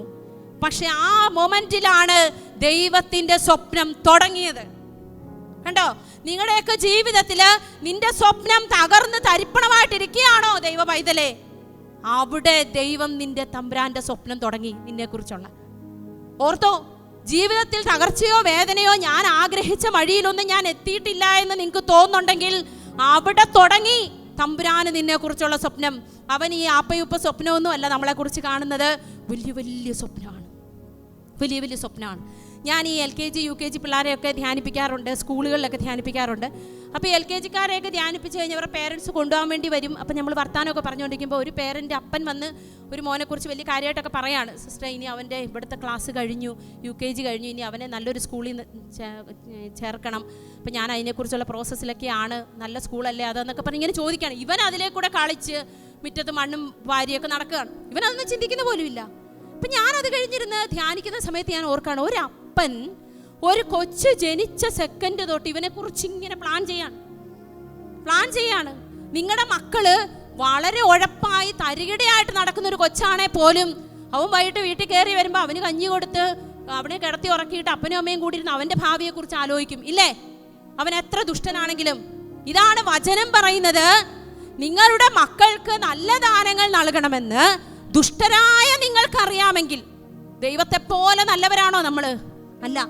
ഈ ദുഷ്ടനായ ഒരപ്പന് മകനെ കുറിച്ച് ഇത്ര ചിന്തയാണെങ്കിൽ, നല്ലവൻ മാത്രമായ എൻ്റെ അപ്പൻ, ഇതെൻ്റെ അപ്പനാണെന്നേ. ഈ ഭൂമിയിലേക്ക് ഞാൻ വന്നത്, എന്നെ കണ്ടത്, എൻ്റെ അപ്പനും അമ്മയും കണ്ടത്, ഞാൻ ജനിച്ച് വീണ് കഴിഞ്ഞാൽ എൻ്റെ മുഖം കണ്ടത്, അതിനു മുമ്പേ എന്നെ സൃഷ്ടിച്ച എൻ്റെ അപ്പൻ എനിക്ക് എന്തെങ്കിലും തിന്മ വരുത്തുവോ? നിങ്ങൾക്ക് എങ്ങനെ ചിന്തിക്കാൻ പറ്റുന്നു? നമ്മുടെ ജീവിതത്തിൽ ഒരു സങ്കടം ഉണ്ടായി, ഞാൻ കണ്ടതാണ്. ഞാൻ എൻ്റെ ആങ്ങളെയും എൻ്റെ ആങ്ങളയുടെ 2-3 പിള്ളേരും ഒക്കെ ആയിട്ട് നമ്മൾ ബീച്ചിലിങ്ങനെ ഇടയ്ക്ക് എല്ലാവരും കൂടെ വീട്ടിൽ ചെല്ലുമ്പോൾ ഞങ്ങൾ എല്ലാവരും കൂടെ ഇവിടെ പോയി. അപ്പോൾ ഇവിടെ പോയി കഴിഞ്ഞപ്പോൾ ഈ ജന്മം ചെയ്ത് അവൻ ഐസ്ക്രീം വേണമെന്ന് പറഞ്ഞ് കൊച്ചു ചെറുക്കൻ, അവൻ കിടന്ന് ബഹളമാണ് അവൻ്റെ അപ്പൻ്റെ അടുത്ത്. അവൻ്റെ അപ്പൻ കാശുകാരനാണ്, അവൻ്റെ അപ്പന് ജോലിയുണ്ട്, പൈസ എല്ലാം പോക്കറ്റ് കിടപ്പുണ്ട്. പക്ഷേ ജന്മം ചെയ്ത ഈ അപ്പൻ ഇവന് ഐസ്ക്രീം മേടിച്ചു കൊടുക്കത്തില്ല. കാരണം ഇവന് ജലദോഷവും പനി എപ്പോഴും വരും, തണുപ്പ് കഴിക്കില്ലെന്ന് ഡോക്ടർ പറഞ്ഞിട്ടുണ്ട്. ഇത് ഇവനോട് പറഞ്ഞാൽ മനസ്സിലാകത്തില്ല. ഇവൻ കൊച്ചു കുഞ്ഞാണ്, LKG പഠിക്കുന്ന കൊച്ചാണ്. ഇവൻ കാറി പൊളിച്ച് അവിടെ കിടന്ന് ഭയങ്കര ബഹളമൊക്കെയാണ്, ഐസ്ക്രീം വേണം, എല്ലാവരും കഴിക്കുന്ന കാണുവാണ്. അപ്പൻ ജന്മം ചെയ്ത് അവന് ജീവനാണ്, എനിക്കറിയാം. ആ കുഞ്ഞിന് വേണ്ടി അപ്പൻ ഹൃദയം പറിച്ചു കൊടുക്കും, പക്ഷേ ഈ ഐസ്ക്രീം കൊടുക്കുന്നില്ല. ഞാൻ അത് കഴിഞ്ഞ് തിരിച്ച് മഠത്തിലൊക്കെ വന്ന് ധ്യാനിക്കാനിരുന്നപ്പോൾ ഞാൻ ചിന്തിച്ചൊരു കാര്യമാണ്, നിങ്ങൾ ഓർത്തേ, ഇത്രയും സ്നേഹിക്കുന്ന അപ്പൻ ഇത് കൊടുക്കാത്ത എന്തുകൊണ്ടാ? അവനെ അതിനേക്കാൾ കൂടുതൽ സ്നേഹിക്കുന്നോണ്ടാ. മനസ്സിലായോ? അവനൊരു കുഴപ്പമില്ലാതെ ജീവിക്കുമെന്ന് ആഗ്രഹിക്കുന്നത്, അല്ലെങ്കിൽ അത് നടക്കണമെന്ന് ആഗ്രഹിക്കുന്നത് അപ്പനായതുകൊണ്ടാ. എൻ്റെ അപ്പൻ, എൻ്റെ സ്വർഗത്തിലെ എൻ്റെ അപ്പൻ എനിക്ക് എന്തെങ്കിലും തരുന്നില്ലെങ്കിൽ, തരാതെ മാറ്റി വെച്ചിട്ടുണ്ടെങ്കിൽ അതെൻ്റെ നന്മയ്ക്കാ. എൻ്റെ അപ്പനറിയാം എനിക്ക് എന്ത് വേണമെന്ന്, ഞാൻ എങ്ങനെ ജീവിച്ചാലാണ് ഏറ്റവും നല്ല പൊസിഷനിൽ എത്തുന്നതെന്ന്. ഈ ഒരു ബോധ്യം വരണം, ഇതെൻ്റെ അപ്പനാണെന്ന ബോധ്യം വരണം. ആദ്യം ഒന്ന് ചിന്തിക്കണം, അവൻ സർവശക്തനാണ്, അവന് തരാൻ പറ്റാഞ്ഞിട്ടൊന്നുമല്ല. അവന് വേണമെങ്കിൽ ഒരൊറ്റ വാക്കുകൊണ്ട്, ഉണ്ടാകട്ടെ എന്ന വാക്കുകൊണ്ട് ഈ പ്രപഞ്ചം മുഴുവൻ അവൻ സൃഷ്ടിച്ചെങ്കിൽ, അവൻ ഈ കൈയൊന്നും ഞൊടിച്ചാൽ മതി. നമ്മൾ പഠിച്ചിട്ടുള്ള വചനം ഉണ്ടോ? എന്നാ വചനം? അങ്കുലി ചലനം കൊണ്ട് തറ പറ്റിക്കാൻ കഴിയും സകലരെയും. അങ്കുലി ചലനം എന്ന് പറഞ്ഞ ഈ വിരലനക്കുകയാണ്. ഒറ്റ വിരലനക്കിയാൽ നമ്മുടെ ശത്രുക്കളെ മുഴുവൻ തറ പറ്റിക്കാൻ കഴിയുന്ന സർവശക്തനായ തമ്പുരാൻ പലതും എനിക്ക് തന്നിട്ടില്ലെങ്കിൽ അവനറിയാം ഇതിൻ്റെയൊക്കെ അടുത്ത ദിവസത്തെ പ്ലാൻ എന്നാന്ന്. ഈ ഒരു ബോധ്യം വരുമ്പോൾ ഉണ്ടല്ലോ പ്രിയപ്പെട്ടവരെ, നമ്മളൊന്നും ഓർത്ത് സങ്കടപ്പെടത്തില്ല. എനിക്കെന്താ ഇത് കിട്ടാത്ത, എനിക്കെന്താ, ഞാൻ എന്താ ഉയരാത്ത, എൻ്റെ അവസ്ഥ എന്താ ഇങ്ങനെ, ദൈവം എന്നെ ഉപേക്ഷിച്ചു. ഈ ദൈവത്തിന് നിങ്ങൾ ചിന്തിക്കണം, ഒരപ്പന് തൻ്റെ കുഞ്ഞ് എത്ര വൃത്തികെട്ടവനാണേലും ഉപേക്ഷിക്കാൻ പറ്റുന്നില്ലെങ്കിൽ, ഇത്രയും നല്ല ദൈവത്തിന് എന്നെ ഉപേക്ഷിക്കാൻ പറ്റുമോ? എൻ്റെ ദൈവം എന്നെ ഉപേക്ഷിച്ചിട്ടുണ്ടോ? അത് പറയുന്നതാണ് ഏറ്റവും വലിയ ദൈവദൂഷണം. എൻ്റെ അപ്പൻ എന്നെ ഉപേക്ഷിച്ചെന്ന് എനിക്ക് എങ്ങനെ പറയാൻ പറ്റും? എൻ്റെ അപ്പൻ എന്നെക്കുറിച്ച് മാത്രം ചിന്തിച്ചുകൊണ്ടിരിക്കുന്ന ഒരു അപ്പനാ. നിങ്ങൾക്കറിയാം, നിങ്ങളിപ്പോൾ ഇന്ന് ഇവിടെ വന്നിരിക്കുന്ന പലർക്കും അവരുടെ മനസ്സിലെ പല കാര്യങ്ങൾക്കും ഉത്തരം തരാൻ എന്നെ എവിടെയോ കിടന്ന് എന്നെ റെഡിയാക്കി ഇന്നിവിടെ കൊണ്ടുവന്നത് നിങ്ങളുടെ അപ്പനാ, നമ്മുടെ അപ്പനാ. എൻ്റെ അപ്പൻ എനിക്ക് ആവശ്യമുള്ളത് തന്നുകൊണ്ടിരിക്കുകയാണ് ഓരോ സമയത്തും. എന്നെ ചിലപ്പോൾ വർഷങ്ങൾക്ക് മുമ്പേ വിളിച്ചൊരുക്കി ഇവിടെ കൊണ്ട് വെച്ചത് നിങ്ങളെപ്പോലെ ഒരാളെ കണ്ടിട്ടാണ്. പുള്ളിക്ക് ഇത് കണക്ഷനെല്ലാം അറിയാന്നേ. തമ്പുരാൻ സർവശക്തനാണ്, അവൻ ആർക്കു വേണ്ടി എന്ത് ചെയ്യണമെന്നൊക്കെ അറിയാം. ഈ ഒരു ധ്യാന കേന്ദ്രം ഉണ്ടായത് പോലും ചിലപ്പം നിങ്ങൾ ഒരാൾക്ക് വേണ്ടിയായിരിക്കും. കർത്താവിനറിയാതെ. ദൈവം ഭയങ്കര സർവശക്തനാ, അവൻ എന്നെ നയിക്കും. ഈ ഒരു വിശ്വാസം കയറി കഴിയുമ്പോൾ പ്രിയ മക്കളെ, നമുക്ക് ചിരിക്കാതിരിക്കാൻ പറ്റത്തില്ല, സന്തോഷിക്കാതിരിക്കാൻ പറ്റത്തില്ല. എന്തിനാ നമ്മൾ വിഷമിക്കുന്നേ? എൻ്റെ അപ്പൻ റെഡിയാക്കിയിട്ടുണ്ടെന്നേ. ഇന്ന് നിങ്ങളൊന്ന് ഓർത്തേ, കോടികൾ കടമായിട്ടിരിക്കുന്ന നിങ്ങൾ പോലും പിറ്റേ ദിവസം രാവിലത്തേക്കുള്ള മീൻ മേടിക്കാനുള്ള പൈസ എവിടുന്നാ കിട്ടുന്നത്? നിങ്ങൾക്ക് അത് കിട്ടിയിരിക്കും. നടന്നിട്ടുണ്ടോ? ഇത് ഞാൻ പറയുന്ന വചനമൊന്നുമല്ല, നിങ്ങൾ ഈശോ തന്നെ പറഞ്ഞാണ്. കാക്കകളെ നോക്കുവിൻ, നടക്കുന്ന നടപ്പ് കണ്ടോ? എന്നാ ബാങ്ക് ബാലൻസ് ഉണ്ടായിട്ടാണ്. ഇന്ന് കിട്ടിയിരിക്കും, അവർക്ക് വിശ്വാസമാണ്, പറന്നേക്കാണ്. ഇതാണ് എൻ്റെ ദൈവം, എൻ്റെ അപ്പൻ തരുമെന്നേ. എൻ്റെ അപ്പൻ എനിക്ക് വേണ്ടതെല്ലാം റെഡിയാക്കി വെച്ചിട്ടുണ്ടെന്നേ. വേണ്ടത് വേണ്ട സമയത്ത് വേണ്ട പോലെ തരുന്ന ഒരപ്പൻ, ജീവനുള്ള ദൈവം നമ്മുടെ കൂടെ ഉണ്ട്. ഞാൻ ഇടയ്ക്ക് ധ്യാനിച്ചപ്പോൾ പ്രാർത്ഥിച്ചപ്പോൾ ഓർത്തിട്ടുള്ളൊരു കാര്യമാണ്, ഈശോ ഉയർത്തെഴുന്നേറ്റു അല്ലേ? ഈശോ മരിച്ച് ഉയർത്തെഴുന്നേറ്റു. ഈ ലോകം മുഴുവനും, അല്ലെങ്കിൽ ശരിക്കും അന്നത്തെ ആ യഹൂദ ജനതയെ മുഴുവൻ മാനസാന്തരപ്പെടുത്താൻ പറ്റും. എന്താണെന്നറിയാവോ? ഈശോ ആ ജെറുസലേം ദേവാലയത്തിൻ്റെ ഏറ്റവും മേളിൽ എല്ലാവരും കാണുക അങ്ങ് ഉയർത്തെഴുന്നേറ്റ് വരുമായിരുന്നെങ്കിൽ സകലരും വിശ്വസിച്ചേനെ. ഈ ശിഷ്യന്മാർ കിടന്ന് പ്രസംഗിക്കേണ്ട വല്ല കാര്യം ഉണ്ടായിരുന്നോ? ഉണ്ടോ? ഞാനിപ്പോൾ കുറേ പ്രാവശ്യം ഇങ്ങനെ പറഞ്ഞുകൊണ്ടിരിക്കുകയാണ്, ഈശോ സർവ്വശക്തനാണ്, അവൻ കൂടെയുണ്ട്, ജീവനോടെ ഉണ്ട്. ഇത്രയും ഞാൻ ചത്ത് കിടന്ന് പറയേണ്ട കാര്യമുണ്ടോ? ഈശോ ഇവിടെ നിന്ന് പ്രത്യക്ഷപ്പെട്ട് നിന്നാൽ പോരെ? നിങ്ങൾ മൊത്തം വിശ്വസിക്കും ഇല്ലേ? പോരെ?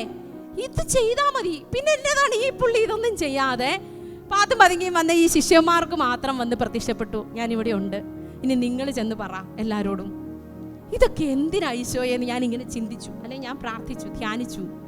അപ്പൊ എൻ്റെ മനസ്സിലേക്ക് ഈശോ തന്നെ തന്നൊരു ഉത്തരം കേൾക്കണോ? അവൻ ചുമ്മാ ഇങ്ങനെ അത്ഭുതം കണ്ട് ഒരു വലിയ മാജിക്കുകാരൻ എന്നും പറഞ്ഞ് അവനെ വിശ്വസിക്കാൻ അവൻ ആഗ്രഹിക്കുന്നില്ല, അതവന് വേണ്ട. അവനെ സംബന്ധിച്ചിടത്തോളം, കർത്താവിനെ സംബന്ധിച്ചിടത്തോളം വിശ്വാസം എന്ന് പറയുന്നത് സ്നേഹമാണ്. കാരണം എന്താ? ദൈവം ആരാണ്? ദൈവം സ്നേഹമാണ്. സ്നേഹിക്കുന്നവനല്ല, സ്നേഹമാണ്. നമ്മളെ കുറിച്ചൊക്കെ പറയും, നമ്മൾ വർത്താനം പറയുന്നവരാണ് അല്ലെങ്കിൽ മലയാളം പറയുന്നവരാണെന്ന് പറയുമ്പോൾ നമ്മളിൽ ഉള്ള ഒരു കാര്യമാണ്. പക്ഷേ നമ്മൾ മലയാളമാണ് എന്ന് പറഞ്ഞ അർത്ഥം എന്താ? നമ്മൾ മൊത്തം അതാണ് എന്നാണ്. ദൈവം സ്നേഹമാണ്. സ്നേഹത്തിലല്ലാത്ത ഒരു കാര്യവും അവന് വേണ്ട. ഞാൻ എൻ്റെ ദൈവം ജീവനോടെ ഉണ്ടെന്ന് വിശ്വസിച്ച് സ്നേഹിച്ച് അവനെ ആഗ്രഹിച്ച് ദാഹിക്കുമ്പോൾ എൻ്റെ അരികിൽ വരാനാണ് അവൻ ആഗ്രഹിക്കുന്നത്, ഇഷ്ടപ്പെടുന്നത്. ബോധ്യത്തോടെ അവൻ ഏറ്റു പറയുമ്പോൾ അവൻ ജീവനോടെ എനിക്ക് പ്രത്യക്ഷപ്പെടും, എൻ്റെ കൂടെ ഇരിക്കും. ഈ വിശ്വാസമാണ് ഈശോയ്ക്ക് വേണ്ടത്. അല്ലെങ്കിൽ ഈശോയ്ക്ക് ലോകത്തുള്ള മുഴുവൻ ഇന്നിപ്പോൾ ഈ മോദിയോ സകല രാഷ്ട്രീയക്കാരിരിക്കുന്ന നിയമസഭയെ വന്ന് ഈശോ അങ്ങ് പ്രത്യക്ഷപ്പെട്ടാൽ പോരെ? പറ്റത്തില്ലേ? ദൈവത്തിന് സർവശക്തനാണ്, ദൈവത്തിന് എല്ലാം പറ്റും, എല്ലാം പറ്റും. പക്ഷേ ദൈവം ആഗ്രഹിക്കുന്ന രീതി മനുഷ്യൻ്റെ രീതി അല്ല. ദൈവം ആഗ്രഹിക്കുന്നത് അവനെ വിശ്വസിച്ച്. ഈ അബ്രാഹാം, നിങ്ങൾ ചരിത്രം നോക്ക്, ബൈബിൾ ചരിത്രം നോക്ക്. ജീവിത വഴികളിൽ കൂടെ ഒക്കെ നടക്കുമ്പോഴും പരിശുദ്ധ അമ്മയ്ക്ക് ഇതുവരെയും ഒരു മാലാഖ അന്ന് വന്ന് അശരീരിയായി പറഞ്ഞതല്ലാതെ വേറൊരു പ്രത്യക്ഷീകരണവും അത്ഭുതങ്ങളും നടന്നിട്ടില്ല ജീവിതത്തിൽ. പ്രശ്നങ്ങളും പ്രതിസന്ധികളും വിഷമങ്ങളും ഒക്കെ വന്നപ്പോഴും ഈ അമ്മ വിശ്വസിക്കുകയാണ്, എൻ്റെ ദൈവം കൂടെയുണ്ട്. ഇതാണ് ബന്ധം, ഇതാണ് ബന്ധം. ഈ ഹൃദയബന്ധം ഉണ്ടാവണം. ഞാൻ നിങ്ങളോട് പറയട്ടെ, ഞാൻ ഇന്ന് ഈ സന്യാസത്തിൽ ജീവിക്കുന്നത് ജീവനോടെ എൻ്റെ മണവാളൻ എൻ്റെ കൂടെ ഉണ്ടെന്ന വിശ്വാസം കൊണ്ടാ. വിശ്വാസം കൊണ്ടാ. അവൻ ജീവനോടെ ഇവിടെ ഇല്ല എന്ന് വിചാരിച്ച പിന്നെ എനിക്ക് ഇവിടെ ഈ ഉടുപ്പിട്ടോടെ ജീവിക്കാൻ പറ്റത്തില്ല. വിശ്വാസം, അതാണ് ഈ ബന്ധം, ഇതാണ് പ്രണയബന്ധം എന്നൊക്കെ പറയുന്നത്. ഈ ഒരു സ്നേഹമില്ല, അത് ഒരിക്കലും അവസാനിക്കത്തില്ല. ഈശോയെ നമ്മൾ സ്നേഹിക്കണം, അതവൻ്റെ ആഗ്രഹമാണ്, അവൻ സ്നേഹമാണ്. ഈശോയെ നമ്മൾ ഭയങ്കരമായിട്ട് സ്നേഹിക്കും. അവൻ എൻ്റെതാണ്, എൻ്റെ ജീവൻ്റെ ജീവനാണ്, എൻ്റെ അപ്പനാണ്, എനിക്ക് സകലവും തരുന്നവനാണ്, എനിക്ക് വേണ്ടി ഒരു പ്ലാൻ ഒരുക്കി വെച്ചിട്ടുണ്ട്. ഇത് നമ്മൾ പറഞ്ഞ് പറഞ്ഞ് വിശ്വസിക്കുന്നതനുസരിച്ച്, ആഴപ്പെടുന്നതനുസരിച്ച് എൻ്റെ ജീവിതത്തിൽ സകലത് സംഭവിച്ചോട്ടെ. ദൈവം തന്നു, ദൈവം എടുത്തു, ദൈവത്തിൻ്റെ നാമം മഹത്വപ്പെടട്ടെ എന്ന് പറഞ്ഞു നിന്ന ജോബിനെ പോലെ. എൻ്റെ ദൈവമാണെന്ന് ഇതെല്ലാം തന്നത്, ദൈവം ഇതെടുത്തന്നേ. ഇതൊന്നും അല്ല എൻ്റെ ജീവിതം. എൻ്റെ ജീവിതം സ്വർഗത്തിലാണ്. ഇന്ന് പണ്ടൊക്കെ നമ്മുടെ കുഞ്ഞു പിള്ളേർ ജനിച്ച് വീഴുമ്പോഴത്തേക്കും വീട്ടിലൊക്കെ ചെന്ന് കാണാനൊക്കെ ചെല്ലുമ്പോൾ അവരിങ്ങനെ ഉറങ്ങുവാണെങ്കിൽ ചിരിക്കും അല്ലേ, ചെറുതായിട്ട് ഇങ്ങനെ ചിരിക്കുകയൊക്കെ കാണുമ്പം പണ്ട് വല്യമ്മച്ചിമാരൊക്കെ പറയുന്നത് കേട്ടിട്ടുണ്ട്, ആ മാലാഖമാരെയൊക്കെ കണ്ടിട്ടാണ് അല്ലേ കുഞ്ഞുങ്ങൾ ചിരിക്കുന്നത്. ഇപ്പോൾ ഒന്നും അങ്ങനെ ഒരു കാര്യം കേൾക്കാനേ ഇല്ല. അത് മാത്രമല്ല, നമ്മൾ ചെന്ന് കഴിഞ്ഞാൽ കൊച്ചിങ്ങനെ ചിരിക്കുന്നതൊക്കെ ആ മൊബൈലിൽ ഗൾഫിലുള്ള പപ്പായെ കണ്ടിട്ടൊക്കെയാണ് ചിരിക്കുന്നത്. ഇപ്പം പിള്ളേർ മാലാഖമാരൊന്നും അല്ല. പിന്നെ കുഞ്ഞുങ്ങളായിരിക്കുമ്പോഴേ കുഞ്ഞുങ്ങളോട് എന്ന് വീട്ടിലൊക്കെ ചെല്ലുമ്പോൾ എൻ്റെ വല്യമ്മയൊക്കെ എന്നോട് പറഞ്ഞിട്ടുണ്ട്, മോനെ വിശുദ്ധനാകണം, വിശുദ്ധരുടെ കഥയൊക്കെ പറഞ്ഞിട്ട് പറയും, ഇതുപോലെ വിശുദ്ധയാകണം, മരിയ കുര്യത്തിയെ പോലെ ആവണമെന്നൊക്കെ എന്നോട് പറഞ്ഞിട്ടുണ്ട്. ഇന്ന് കുഞ്ഞു പിള്ളേരെ ബർത്ത്ഡേ വിഷിനൊക്കെ ചെല്ലുമ്പോഴേ നമ്മൾ പറയുന്ന ചെവിയിൽ ഇങ്ങനെ പല പ്രാവശ്യം പറഞ്ഞു കൊടുക്കും, B2 പഠിക്കണം, B2 വരെ എത്തണം, ജർമ്മൻ പോകണം, ജർമ്മൻ B2 ജർമ്മൻ. ഇത്രയൊക്കെ ഉള്ളൂ നമ്മുടെ പിള്ളേർ. നമ്മളങ്ങ് വലിയ വലിയ നമ്മുടെ യഥാർത്ഥത്തിലുള്ള സ്വപ്നത്തിൽ നിന്നൊക്കെ ഇങ്ങനെ താഴെ പോകുന്നു. സ്വർഗം എവിടെ കിടക്കുന്നു, ജർമ്മനി എവിടെ കിടക്കുന്നു? നിങ്ങളൊന്ന് ഓർത്തേ, ഇപ്പം എനിക്ക് പറ്റാഞ്ഞിട്ടാണ് ഞാൻ ഈ സഭയിൽ വന്ന് ഞാൻ ഈ പഠിക്കാവുന്നതിൻ്റെ അങ്ങേ അറ്റം വരെ പഠിച്ചു. ഇതൊക്കെ ദൈവത്തിൻ്റെ പ്ലാനാണ് ഇതൊക്കെ നടത്തുന്നത്, അല്ല നമ്മുടെ കഴിവും കാര്യങ്ങളൊന്നുമല്ല. എൻ്റെ അമ്മ, നിങ്ങൾക്കറിയാമോ, നമ്മൾ കർത്താവിൻ്റെ മുമ്പിൽ ഒഴുക്കുന്ന ഒരു തുള്ളി കണ്ണുനീരിന് പോലും വിലയുണ്ട്. ജീവനുള്ളവനാണ്. നിങ്ങൾ ഈ പാതിരാത്രി കുത്തിയിരുന്ന് ആരും കാണുന്നില്ല എന്ന് വിചാരിച്ച് തലയണയിൽ ഇങ്ങനെ മുറുക്ക പിടിച്ച് ഇങ്ങനെ കരയുന്ന രംഗമൊക്കെ ഇല്ലേ? ഈ ഒരു തുള്ളി കണ്ണുനീര് കുപ്പിയിൽ ശേഖരിച്ചിട്ടുണ്ടെന്ന് പറഞ്ഞാൽ ശേഖരിച്ചിട്ടുണ്ട്. ആ തുള്ളി കണ്ണുനീര് എന്ന്, എവിടെ, എപ്പോൾ നിങ്ങൾ ഒഴുക്കിയെന്ന് കറക്റ്റ് എഴുതി വെച്ചിട്ടുണ്ട് സ്വർഗത്തിൽ. ഉദാഹരണം, ഇത് എൻ്റെ ജീവിതത്തിൽ നിന്നാണ് ഞാൻ പറയുന്നത്. എൻ്റെ അമ്മ അന്ന് ആലപ്പുഴയിൽ നിന്നാണ് കെട്ടിക്കൊണ്ട് വരുന്നത്. അമ്മച്ചിക്ക് ഈ വെള്ളപ്പൊക്കമൊക്കെ ഭയങ്കര പേടിയാണ്. അപ്പോൾ ഈ പുളിങ്കുന്നിലോട്ടാണ് കെട്ടിച്ചുകൊണ്ട് വന്നിരിക്കുന്നത്. അപ്പോൾ അമ്മച്ചിയുടെ അമ്മ കുഞ്ഞിലെ മരിച്ചുപോയി. അമ്മച്ചിക്ക് ഒത്തിരി പഠിക്കാനൊന്നും പറ്റിയില്ല. അനിയത്തിമാരെയൊക്കെ പഠിപ്പിക്കാൻ വിട്ടു. അമ്മച്ചി വീട്ടിലെ കാര്യമൊക്കെ മൂത്തവളായിട്ട് നിന്ന് നോക്കി. അപ്പോൾ അമ്മച്ചിക്ക് പഠിക്കാനൊന്നും പറ്റാത്തതിൻ്റെ ഒരു സങ്കടമൊക്കെ ഉണ്ട്. അപ്പോൾ അങ്ങനെ അതുകൊണ്ട് തന്നെയാണ് ഈ കൃഷിപ്പണിക്കാരൻ്റെ കൂടെയൊക്കെ കെട്ടിക്കേണ്ടി വന്നത്. അപ്പോൾ അങ്ങനെ വന്നു അമ്മച്ചി ഇവിടെ ഈ നാട്ടിൽ വന്നു. അത് കഴിഞ്ഞ് വെള്ളപ്പൊക്കവും പേടി എല്ലാം ഉണ്ട്. അപ്പോഴാണ് എന്നെ പ്രഗ്നൻ്റ് ആകുന്നത്. അപ്പം ഞാൻ ഒരു 7 മാസമൊക്കെ വയറ്റിലുള്ളപ്പോഴേക്കും അമ്മച്ചി ബൈബിൾ എടുത്ത് വായിക്കാൻ, കുരിശുവര കഴിഞ്ഞിട്ട് ബൈബിൾ വായിക്കാൻ എടുത്തപ്പോൾ അമ്മച്ചിക്ക് ഇങ്ങനെ വായിക്കാനൊന്നും ശരിക്കും കിട്ടുന്നില്ല. പഠനമൊക്കെ ഇച്ചിരി മോശമായതുകൊണ്ട് വായിക്കാനൊന്നും പറ്റുന്നില്ല. ഉടനെ വല്യമ്മച്ചി, അമ്മച്ചിയുടെ അമ്മായിയമ്മ, എൻ്റെ അച്ചാച്ചൻ്റെ അമ്മ, ഭയങ്കരമായിട്ട് അവർക്ക് സ്വാഭാവികമായിട്ടൊരു വിഷമമൊക്കെ അന്നേരം വരുമല്ലോ അല്ലേ, ഇങ്ങനെ അമ്മായിമ്മ പോരൊക്കെ വരുമല്ലോ. അപ്പോഴത്തേക്ക് അമ്മച്ചി പറഞ്ഞു, അയ്യോ എൻ്റെ ദൈവമേ, ഒരു അറിയാത്തതിനെയാണോ, വിവരവും വിദ്യാഭ്യാസവും ഇല്ലാത്തതിനെയാണോ ഇവൻ കെട്ടിക്കൊണ്ട് വന്നേക്കുന്നത്? എൻ്റെ മകൻ്റെ കുഞ്ഞുങ്ങളെയൊക്കെ ഇനി ആര് പഠിപ്പിക്കും, ആര് അവൾക്ക് പറഞ്ഞു കൊടുക്കും? ഇതൊക്കെ പറഞ്ഞ് കരഞ്ഞെന്ന് പറഞ്ഞു എൻ്റെ അമ്മച്ചിയോട്. അപ്പോൾ അമ്മച്ചിക്ക് ഭയങ്കര വിഷമമായി. അമ്മച്ചിക്ക് രാത്രിയിൽ ഈശോയുടെ ഒരു സംസാരമുണ്ട്. രാത്രി എല്ലാവരും ഉറങ്ങിക്കഴിഞ്ഞപ്പോൾ രൂപക്കൂടിൻ്റെ അവിടെ ഒരു വെട്ടമുണ്ട്. അവിടെ ഈശോയെ നോക്കിയിട്ട്, എൻ്റെ ഈശോ, എനിക്ക് ഒരമ്മയില്ല, ചെന്ന് സങ്കടം പറയാൻ എനിക്ക് ആരുമില്ല. അന്ന് ഫോണൊന്നുമില്ല അന്നത്തെ കാലത്ത്. അപ്പോൾ അമ്മച്ചി ഈശോയുടെ മുമ്പിൽ നിന്ന് കരഞ്ഞിട്ട് പറഞ്ഞു, എൻ്റെ മക്കളെ പഠിപ്പിക്കാനുള്ള വിദ്യാഭ്യാസം വിവരമൊന്നും എനിക്കില്ല കർത്താവേ, എൻ്റെ കുഞ്ഞുങ്ങൾ എന്നെപ്പോലെ ആവല്ലേ എന്നൊക്കെ പറഞ്ഞു എന്നാണ് അമ്മച്ചി പറയുന്നത്, കരഞ്ഞ്. അത് കഴിഞ്ഞ് ഞാൻ ജനിച്ചു, ഞാൻ വർത്താനം പറയാൻ തുടങ്ങിയപ്പോൾ ഞാൻ ബൈബിൾ വായിച്ചു എന്നാണ് അമ്മച്ചി പറഞ്ഞത്. വർത്താനം പറയാൻ തുടങ്ങിയപ്പോൾ ഞങ്ങൾ 3 മക്കളും ഇന്ന് വരെ ഒരു ട്യൂഷനും പഠിച്ചിട്ടില്ല. ഒരു ട്യൂഷനും, സ്കൂളിൽ ഫസ്റ്റാണ് എല്ലാത്തിനും. എന്നെ സകല കഴിവിനും എടുത്തു വെച്ചാൽ അവിടെ മൊത്തം ഫസ്റ്റാണ്. പാട്ടിന് ഫസ്റ്റാണ്, പ്രസംഗത്തിന് ഫസ്റ്റാണ്. ആരും പഠിപ്പിച്ചിട്ടില്ല. എൻ്റെ അമ്മയൊന്നും അപ്പനൊന്നും ഒരു പ്രസംഗം പോലും എഴുതി തന്നിട്ടില്ല. സകല കാര്യത്തിനും ഞാൻ ഫസ്റ്റാണ്. ഇന്ന് എന്നെ എൻ്റെ കർത്താവ് ഈ മലയാളം മീഡിയത്തിൽ പഠിച്ച എന്നെ ഇംഗ്ലീഷിൽ PhD ഡോക്ടറേറ്റ് വരെ എടുത്ത് നിർത്തി. എൻ്റെ അച്ഛനാങ്ങള അമേരിക്കയിൽ ബോസ്റ്റൺ കോളേജിൽ നിന്ന് ഫിലോസഫിയിൽ ഡോക്ടറേറ്റ് പഠിച്ചു കഴിഞ്ഞ് ഇറങ്ങി ഇപ്പം സെമിനാരി പഠിപ്പിക്കുകയാണ്. ഇളയ ആങ്ങള അയർലൻഡിലെ നേഴ്സാണ്. ഈ 3 മക്കളെയും കർത്താവ് ഇത്രയും ഉയർത്തിയത്, ഞാൻ പറയുന്നത് ഗമ പറയല്ല, ഇത്രയും ഉയർത്തിയത് ഈ കണ്ണുനീരിൻ്റെ വിലയാണ്. അല്ലാതെ ഞങ്ങളാരും ഇങ്ങനെ ഇത് അമ്മച്ചിക്ക് ഇപ്പം എൻ്റെ PhD എന്നാന്ന് പോലും അമ്മച്ചിക്ക് അറിയത്തില്ല. അമ്മച്ചിയോട് ഞാൻ പറയുന്നത്, അമ്മച്ചി ഏറ്റവും വലിയ പഠനമാണ് പഠിച്ചിരിക്കുന്നത്. ഇത് നിങ്ങൾ ഓർക്കണം, ഈ കണ്ണുനീര് എവിടെ പോയിന്നാണ് നിങ്ങളുടെ വിചാരം? നിങ്ങൾ വിചാരിക്കല്ല ഇതൊന്നും ആരും കാണുന്നില്ലെന്ന്. ഇവനോട് നിങ്ങൾ പറഞ്ഞിട്ടുണ്ടോ? അവന്റെ മുമ്പിൽ ഇരുന്ന് നിങ്ങൾ കരഞ്ഞിട്ടുണ്ടോ? ഉത്തരം വന്നിരിക്കും.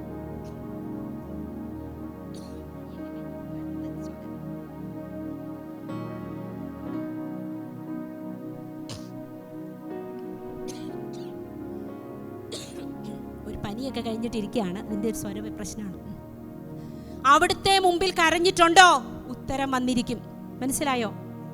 ഇതൊക്കെ ഞാൻ എൻ്റെ സ്വന്തം ജീവിതാനുഭവം പറയുന്നത്. അത്രയ്ക്ക് ആഴത്തിൽ ദൈവത്തെ ഞാൻ അറിഞ്ഞതുകൊണ്ടാണ് എൻ്റെ ജീവിതത്തിൽ നിന്ന്.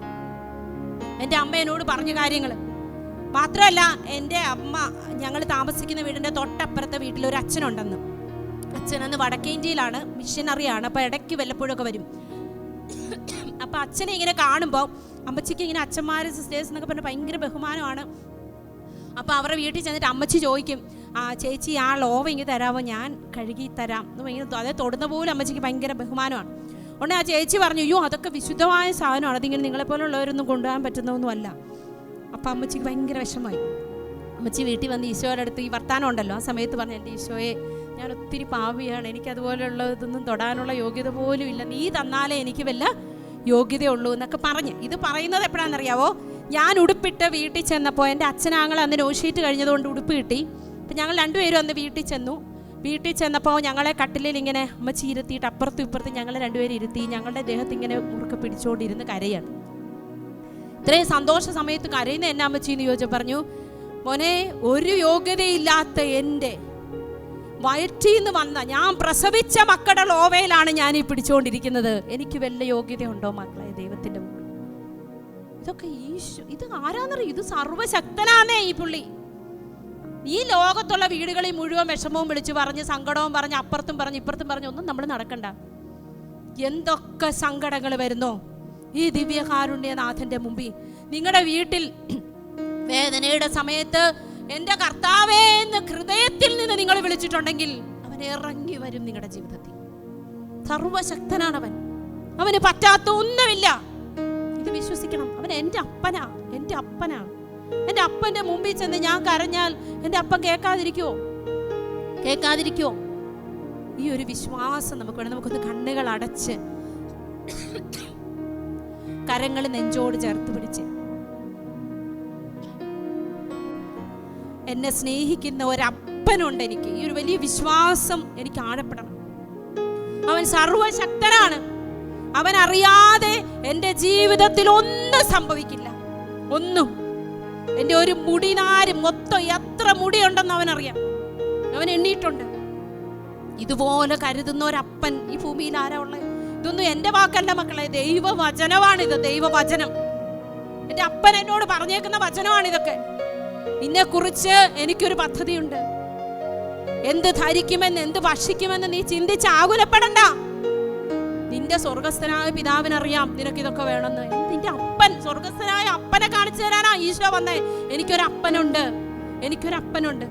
ഈ ഒരു വലിയ ബോധ്യം കൊണ്ട് എൻ്റെ ഈശോയെ എൻ്റെ മനസ്സ് നിറയ്ക്കണേ. എൻ്റെ അപ്പൻ എൻ്റെ കൂടെയുണ്ടെന്ന്. എൻ്റെ ജീവിതത്തിലെ ഏത് തകർച്ചയിലും ഏത് വേദനയിലും എൻ്റെ തമ്പുരാൻ ഒരു പ്ലാൻ ഉണ്ടെന്ന്. ഈ വ്യക്തികളെയൊക്കെ തമ്പുരാൻ ഒരുക്കി വെച്ചിരിക്കുന്ന ഈശോ പീലാത്തോസിനെ നോക്കി പറഞ്ഞു, സ്വർഗത്തിൽ നിന്ന് അധികാരം ലഭിക്കാതെ നിനക്കെന്നോട് ഇങ്ങനെ പെരുമാറാൻ പറ്റില്ല. എൻ്റെ മരുമോൾ എന്നോട് ഇങ്ങനെ പെരുമാറുന്നുണ്ടെങ്കിൽ, എൻ്റെ ഭർത്താവ് എന്നോട് ഇങ്ങനെ പെരുമാറുന്നുണ്ടെങ്കിൽ, നാട്ടുകാരെന്നോട് പെരുമാറുന്നുണ്ടെങ്കിൽ, തമ്പുരാൻ ആഗ്രഹിച്ച സ്ഥലത്തെത്താൻ ഇവരൊക്കെ എനിക്ക് ആവശ്യമാണ്. ജോസഫ് ശക്തമായിട്ട് ആത്മാർത്ഥതയോടെ ജോലി ചെയ്ത പൊത്തിഫറിന്റെ വീട്ടിൽ നിന്ന് പൊത്തിഫറിന്റെ ഭാര്യയെ കൊണ്ടൊരു പ്രശ്നം ഉണ്ടാക്കിച്ച് പൊത്തിഫർ തന്നെ അവനെ കാരാഗ്രഹത്തിൽ കൊണ്ടിടുമ്പോ ചങ്കുപൊട്ടിയിട്ടുണ്ട്. ഇത്രയും ആത്മാർത്ഥത കാണിച്ചവർ എനിക്കെതിരെ എന്തിനാ നിൽക്കുന്നേ? എന്നോട് ഇങ്ങനെയൊക്കെ ഇവർ കാണിച്ചല്ലോ, വിഷമിച്ചിട്ടുണ്ട്. പക്ഷേ ഇവൻ ഏറ്റവും വലിയ ആളായിട്ട് മാറണമെങ്കിൽ ഈ കാരാഗ്രഹത്തിൽ ചെല്ലണം. അതിന് ഈ പൊത്തിഫർ ഇവനെ ഇടണം. ഇതൊക്കെ തമ്പുരാൻ അറിയാം. അതിനാണ് ഈ തമ്പുരാൻ ഇയാളെ റെഡിയാക്കി വെച്ചത്. കണ്ടോ, എൻ്റെ ജീവിതത്തിൽ ഒരു ശത്രുവിനെ പോലും തമ്പുരാൻ ഒരുക്കി വെച്ചിരിക്കുകയാണ് എന്നെ കുറിച്ചുള്ള അവന്റെ പദ്ധതി നടക്കാൻ. റോമാക്കാർക്ക് എഴുതിയ ലേഖനം 8-ാം അധ്യായം 18-ാം തിരുവചനം. നമുക്ക് വെളിപ്പെടാനിരിക്കുന്ന മഹത്വത്തോട് തുലനം ചെയ്യുമ്പോൾ ഇന്നത്തെ കഷ്ടതകൾ നിസ്സാരമാണ്. എനിക്ക് വേണ്ടിയുള്ള ഒരു മഹത്വം തമ്പുരാൻ ഒരുക്കി വെച്ചിരിക്കുന്നതിലേക്ക് പോകാൻ ഈ പ്രശ്നങ്ങളൊക്കെ എനിക്ക് വേണം. എന്നോട് ഇങ്ങനെ ശത്രുക്കളൊക്കെ ഉണ്ടാവണം. എൻ്റെ അപ്പം പോലും എനിക്കെതിരാവണം. എൻ്റെ സഹോദരങ്ങൾ പോലും എന്നോട് ഇങ്ങനെ ചെയ്യണം. ഇത് തമ്പുരാന്റെ പ്ലാനാണ്. ഇതിനാണ് വചനം പഠിക്കണമെന്ന് പറഞ്ഞത്. ഈ ജോസഫിന്റെ ചരിത്രം, ഈ അബ്രാഹത്തിന്റെ ചരിത്രം, മോശയുടെ ചരിത്രം ഒക്കെ നമ്മുടെ ജീവിതത്തിലില്ലേ? ഇത് തന്നെയാണ് നമ്മുടെ ജീവിതത്തിലും ദൈവം നടത്തിക്കൊണ്ടിരിക്കുന്നത്. നമ്മൾ ഈ ബൈബിളിന്റെ അടുത്ത പുതിയ ഇസ്രായേലാണെന്നേ. നമ്മുടെ ജീവിതവും അടുത്ത ബൈബിളിൽ എഴുതപ്പെടേണ്ട വചനങ്ങളാണ്. അതുകൊണ്ട് എൻ്റെ അപ്പൻ ഒരുക്കി വെച്ചേക്കുന്നതാണ് എൻ്റെ ഈ പ്രശ്നം, ഈ ശത്രു, ഈ ദുഷ്ടത എല്ലാം. അപ്പൊ നമുക്ക് അവരോടൊന്നും വെറുപ്പ് തോന്നത്തില്ല. പിന്നെ വെറുക്കാൻ പറ്റുമോ? കർത്താവ് റെഡിയാക്കി വെച്ച് പ്ലാൻ ചെയ്ത് വെച്ചിരിക്കുന്ന ആൾക്കാരാ. നമുക്ക് അവരെ വെറുക്കാൻ പറ്റുമോ? അവരില്ലായിരുന്നെങ്കിൽ ഞാൻ ഇന്നിവിടെ ഇങ്ങനെ നിൽക്കത്തില്ലായിരുന്നു. നിൽക്കുമായിരുന്നോ? നിൽക്കത്തില്ല. നിങ്ങൾ ചിന്തിച്ചു നോക്കേ. ഞാൻ ഇന്ന് കർത്താവിന്റെ മുമ്പിൽ വന്നിരുന്ന് കരയാൻ കാരണം എനിക്കൊരു ശത്രു ഉണ്ടായതാണ്. ഇല്ലേ? ഞാനെൻ്റെ ദൈവത്തെ ഏറ്റവും കൂടുതൽ അറിഞ്ഞത് ഈ ശത്രു കാരണമാണ്. നമ്മൾ സ്തുതിക്കണം, അവരെ ഓർത്ത് നന്ദി പറയണം. നമ്മൾ സുഖമായിട്ട് സന്തോഷമായിട്ട് ഒരു കടബാധ്യതയില്ലാതെ പ്രശ്നവും ഇല്ലാതിരുന്നിരുന്നെങ്കിൽ എല്ലാ ദിവസവും പള്ളിയിലോട്ട് നമ്മൾ കയറി വരുമായിരുന്നു? ഇല്ല. നമ്മൾ വല്ല ഇങ്ങനെ എല്ലാവരും കൂടെ ആഘോഷിക്കുന്ന വല്ല ബാറുകളിലോ വല്ല ഹോട്ടലുകളിലോ ഒക്കെ നമ്മൾ നടക്കത്തുള്ളൂ. സന്തോഷവും സമാധാനവും. ഇച്ചിരി വിഷമം വന്നുകൊണ്ടാണ് നമ്മൾ ഈ പുള്ളിക്കാരനെ അറിഞ്ഞത്. ഈ പുള്ളി ഭയങ്കര സാധനമാന്നേ. ഈ പുള്ളിക്ക് നമ്മളെ സ്വന്തമാക്കാൻ വേണ്ടി ഈ പുള്ളി പല ട്രിക്കുകളും ഉപയോഗിക്കും നമ്മുടെ ജീവിതത്തിൽ. അത് ഭയങ്കര സാധനമാണ് പുള്ളിക്കാരൻ. അങ്ങ് കെട്ടിപ്പിടിച്ചെടുക്കും, നമ്മളെ സ്വന്തമാക്കിയെടുക്കും. അതിന് വേണ്ടിയിട്ട് ഏതറ്റം വരെയും പുള്ളി പോവും, ഏതറ്റം വരെയും. പക്ഷേ ഭയങ്കര വിശ്വാസമാണ് നമ്മളെ, ഭയങ്കര വിശ്വാസമാണ്. പിശാചിൻ്റെ കൈ വരെ ഇട്ട് കൊടുത്തിരിക്കുകയാണ് ജോബിനെ. കണ്ടോ വിശ്വാസം? കണ്ടോ? നീ എന്നാ വേണേലും കാണിച്ചു, അവൻ എന്നെ ഇട്ടിട്ട് പോകത്തില്ല. പക്ഷെ ജോബ് ഇടയ്ക്ക് കരഞ്ഞു കൂവിയിട്ടൊക്കെ പറയുന്നുണ്ട്, ഞാൻ എന്തിനു ജനിച്ചു, ഇതൊക്കെ വരുമെന്നൊക്കെ കർത്താവിനറിയാം. പക്ഷെ അവൻ എന്നെ ഇട്ടിട്ട് പോകത്തില്ല. ഈ വിശ്വാസം, അവന് നമ്മളിലുള്ള വിശ്വാസത്തിന്റെ പകുതിയെങ്കിലും നമുക്ക് അവനിലുണ്ടോ? ഈ ഒരു വലിയ വിശ്വാസം നിറയണം. നമുക്ക് ആരാധനയ്ക്കുള്ള സമയമാകുമ്പോഴാണ് 11:15 എന്നാണ് എന്നോട് പറഞ്ഞത്. പറയാനാണെങ്കിൽ ഒത്തിരി കാര്യങ്ങൾ പറയാനുണ്ട്. വചനം ഒത്തിരി വ്യാഖ്യാനിക്കാനുണ്ട്. എനിക്ക് സമയം കിട്ടുമ്പോഴൊക്കെ ഞാനും വരാം. കർത്താവ് ഇങ്ങനെ, ഞാൻ പറഞ്ഞില്ലേ നമുക്ക് വേണ്ടി, ഞാൻ ഇതുപോലെ പണ്ട് ആദ്യം വന്ന സമയങ്ങളൊക്കെ ഒത്തിരി ഇങ്ങനെ ചുമ്മാ വെറുതെ ഇങ്ങനെ വിഷമവും സങ്കടമൊക്കെ വരുമ്പോൾ നമുക്കിങ്ങനെ ചുമ്മാ നമ്മൾ ഉണ്ടാക്കുന്ന സങ്കടമല്ലേ ഉള്ളൂ അല്ലേ? സത്യത്തിലൊരു സങ്കടവും ഇല്ല നമുക്ക്. അതാണ് നമ്മുടെ ഏറ്റവും വലിയ പ്രശ്നം. നമുക്ക് സങ്കടം ഇല്ലാത്തതാണ് ശരിക്കുള്ള പ്രശ്നം. അപ്പം ഞാൻ വെറുതെ ഇങ്ങനെ ബൈബിള് വായിക്കും, കുറേ വചനങ്ങളെല്ലാം ഇങ്ങനെ, ഇതിപ്പോൾ 4-5 ഡയറിയാണ്, ഇങ്ങനെ എഴുതും. നല്ല പേനയൊക്കെ കൊണ്ട്, നല്ല വലിയ ഡയറികളൊക്കെ ഉണ്ട്, ഇങ്ങനെ വചനം എഴുതി മാത്രം ഇങ്ങനെ വെക്കും. ഇടയ്ക്കിടയ്ക്ക് ആ വചനം, ഇഷ്ടമുള്ള നല്ല വചനങ്ങളാണ്, ഇങ്ങനെ ഞാൻ ആരും കണ്ടുപിടിക്കാത്ത വചനങ്ങളൊക്കെ നോക്കി കണ്ടുപിടിച്ച് എഴുതും. എൻ്റെ പ്രിയപ്പെട്ട ദൈവം മകനെ മകളെ, ഞാൻ എൻ്റെ ജീവിതത്തിൽ ഇന്നുവരെ ഇങ്ങനെ വചനം പ്രഘോഷിക്കുന്നു അങ്ങനെയൊന്നും ഞാൻ ചിന്തിച്ചിട്ടില്ല. പക്ഷേ എൻ്റെ അമ്മച്ചി പറഞ്ഞിട്ടുണ്ട്, ഇപ്പം എന്നോട് പറയുന്നുണ്ട്, ഞാൻ വയറ്റിലായിരുന്നപ്പോഴേ ഇതിന് ഒരു ധ്യാനഗുരു ആക്കണേ, വചനം പ്രഘോഷിക്കണേ എന്നൊക്കെ പ്രാർത്ഥിച്ചിട്ടുണ്ടെന്ന്. അതും ഈശോ കേൾക്കാതിരിക്കത്തില്ലല്ലോ, അതൊന്ന്. പിന്നെ ഈ വചനം എഴുത്തെല്ലാം കഴിഞ്ഞ് ഞാൻ ഞങ്ങളുടെ ജനറലേറ്റിൽ ഒരു കാലഘട്ടത്തിൽ, ആ കൊറോണയുടെ സമയത്ത് ഒരു ആരാധന നടത്തണം എന്നൊക്കെ പറഞ്ഞു. എല്ലാ പ്രൊവിൻസുകളിൽ നിന്നുള്ള ആരാധന അത് യൂട്യൂബിലാക്കി പിടിക്കണം, കാരണം ഇങ്ങനെ ആരാധന ചെയ്യേണ്ട. അപ്പം അതുകൊണ്ട് വേണ്ടിയിട്ട് ഞാൻ അന്ന് യൂട്യൂബിലാക്കി പിടിക്കാൻ വേണ്ടി ഒരു ടോപ്പിക് എനിക്ക് തന്നു. ഞാനത് പറയാൻ വേണ്ടി, എനിക്ക് ഒരുങ്ങാനൊന്നും പറ്റുന്നില്ല, ഞാനത് പറയാൻ വേണ്ടി ക്യാമറയുടെ മുൻപിൽ പോയി നിന്നത് മാത്രം എനിക്ക് ഓർമ്മയുണ്ട്. പിന്നെ ഞാൻ ഈ കാണുന്നത്, ഈ ഡയറിയിൽ ഞാൻ എഴുതി വെച്ച വചനം മുഴുവൻ ഉണ്ട്. ഞാനിങ്ങനെ കണ്ടുകൊണ്ടിരിക്കുകയാണ്. അന്ന് ഞാൻ അബ്രാഹത്തെക്കുറിച്ച് എഴുതിയ വചനമാണ് ഇപ്പം ഞാൻ നിങ്ങളോട് പറഞ്ഞത്. അബ്രാഹത്തിൻ്റെ കാര്യത്തിൽ എഴുതിയത്, ഇങ്ങനെ പുറത്തേക്ക് ഇറങ്ങിയപ്പോൾ നക്ഷത്രങ്ങൾ, എന്നിട്ട് ഞാൻ തന്നെ വ്യാഖ്യാനിക്കുകയാണ് ഇതിനെ. ഈ വചനം തന്നെ ഇങ്ങനെ പറയുകയാണ്, ഞാൻ വേറെ എങ്ങും വ്യാഖ്യാനം കേട്ടതല്ല ഈ പറയുന്നതൊന്നും.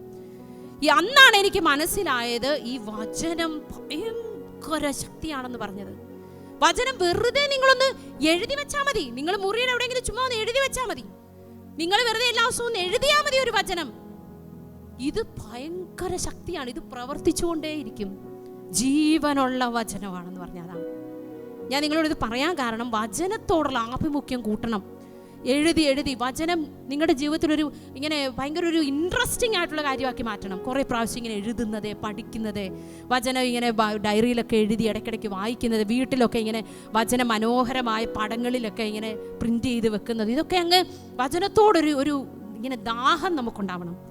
അപ്പോൾ വചനം നിങ്ങളെ കൊണ്ട് പലതും പറയിപ്പിക്കും. പല പ്രശ്നങ്ങൾ വരുമ്പോൾ ഈ വചനം ഭയങ്കര ശക്തിയായിട്ട് നിങ്ങളുടെ മനസ്സിലേക്ക് ഇങ്ങനെ ഇടിച്ചു കയറി വരും. നിങ്ങൾക്ക് ജീവനോടെ നിൽക്കാൻ പറ്റും. അതുകൊണ്ട് പ്രിയപ്പെട്ട മക്കളെ, നമ്മളിവിടെ നിർത്തുകയാണ്. ദൈവത്തിൻ്റെ കുഞ്ഞല്ലേ നീ, സങ്കടത്താൽ വാടിയിടല്ലേ, സഹനങ്ങൾ കൃപകളാക്കാം. ദൈവം തന്നതല്ലാതൊന്നും ഇല്ല എൻ്റെ ജീവിതത്തിൽ. ദൈവത്തിൻ്റെ സ്നേഹം പോലെ മറ്റൊന്നില്ല പാരിടത്തിൽ. ഇന്നോളം ദൈവമെന്നെ കാത്തതോർത്തു പോരുകിൽ, എത്ര കാലം ജീവിച്ചിരുന്നാലും നന്ദിയേകി തീരുമോ. ദൈവം തന്നതല്ലാതൊന്നും ഇല്ല എൻ്റെ ജീവിതത്തിൽ. ദൈവത്തിൻ്റെ സ്നേഹം പോലെ മറ്റൊന്നില്ല പാരിടത്തിൽ. ഇന്നോളം ദൈവമെന്നെ കാത്തതോർത്തു പോരുകിൽ, എത്ര കാലം ജീവിച്ചിരുന്നാലും നന്ദിയേകി തീരുമോ. ദൈവം തന്നതല്ലാതൊന്നും ഇല്ല എൻ്റെ ജീവിതത്തിൽ. ദൈവത്തിൻ്റെ സ്നേഹം പോലെ മറ്റൊന്നില്ല പാരിടത്തിൽ.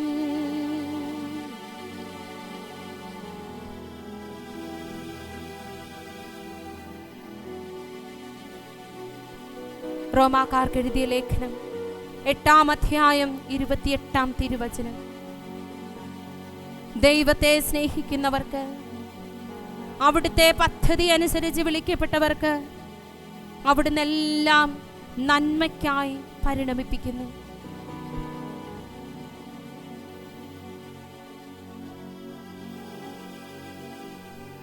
പ്രിയപ്പെട്ട ദൈവ പൈതലെ, ജീവിതത്തിൽ ഉണ്ടാകുന്ന സകലതും നിന്റെ നന്മയ്ക്കായി പരിണമിപ്പിക്കാൻ, മാറ്റിയെടുക്കാൻ കഴിവുള്ള സർവശക്തനായ ദൈവം നിന്റെ കൂടെയുണ്ട്. നിന്റെ ജീവിതത്തിൽ ചില തകർച്ചകളോ വേദനകളോ സങ്കടങ്ങളോ ഒക്കെ ദൈവം അനുവദിക്കുന്നത് നിന്നെ പരീക്ഷിക്കാൻ മാത്രമല്ല, നിന്നെ ഒരുക്കിയെടുക്കാൻ മാത്രമല്ല, അനേകരെ ദൈവവിശ്വാസത്തിലേക്ക് നയിക്കാൻ കൂടിയാണ്. നിന്റെ ജീവിതം കണ്ട്, നിന്റെ ജീവിതത്തിലെ അത്ഭുതങ്ങൾ കണ്ട് എത്രയോ പേര് നീ പോലും അറിയാതെ തമ്പുരാനിലേക്ക് അടുത്തിട്ടുണ്ടാവാം. ഒരു ജനതയെ മുഴുവൻ ദൈവവിശ്വാസത്തിലേക്ക് നയിക്കാൻ ദാനിയേൽ എന്ന ഒരു പ്രവാചകന്റെ ജീവിതത്തിൽ സഹനങ്ങളും വേദനകളും അത്ഭുതങ്ങളും പ്രവർത്തിച്ച ഒരു തമ്പുരാനുണ്ട്. ബാബിലോണിലെ സിംഹക്കുഴിയില് വിശന്ന് പൊരിഞ്ഞിരിക്കുന്ന സിംഹങ്ങളുടെ മധ്യേ ദിവസങ്ങളോളം ഒരു പോറൽ പോലും ഏൽക്കാതെ ജീവിച്ച ദാനിയേൽ, കത്തിയെരിയുന്ന തീച്ചൂളയ്ക്ക് നടുവിൽ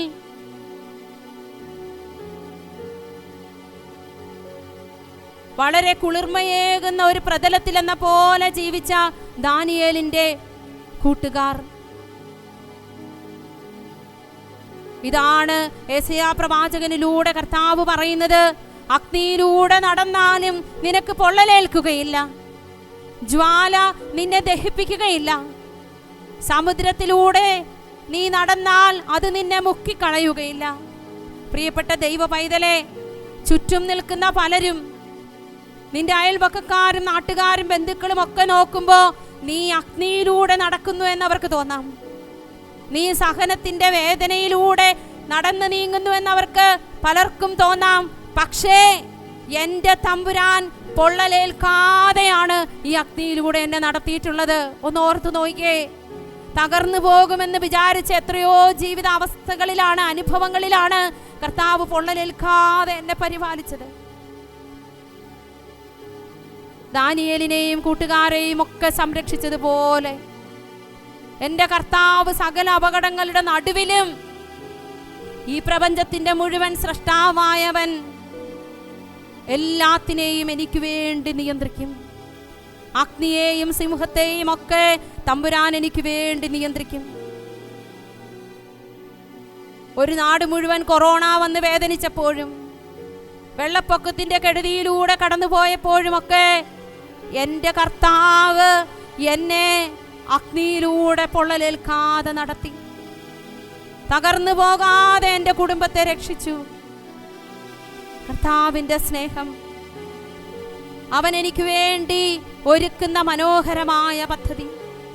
ബാബിലോണിലെ സിംഹക്കുഴിയിൽ കിടക്കുന്ന ദാനിയേലിന് അങ്ങകലെ ഹബക്കൂക്ക് പ്രവാചകനോട് ദൈവത്തിൻ്റെ പരിശുദ്ധാത്മാവ് പറയുകയാണ്.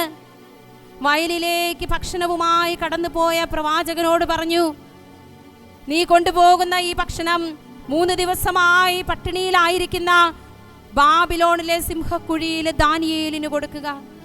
പ്രവാചകൻ പറഞ്ഞു, ഇങ്ങനെ ഒരു സിംഹക്കുഴിയെ കുറിച്ച് എനിക്കറിയില്ല, ബാബിലോൺ എവിടെയാണെന്ന് പോലും എനിക്കറിയില്ല.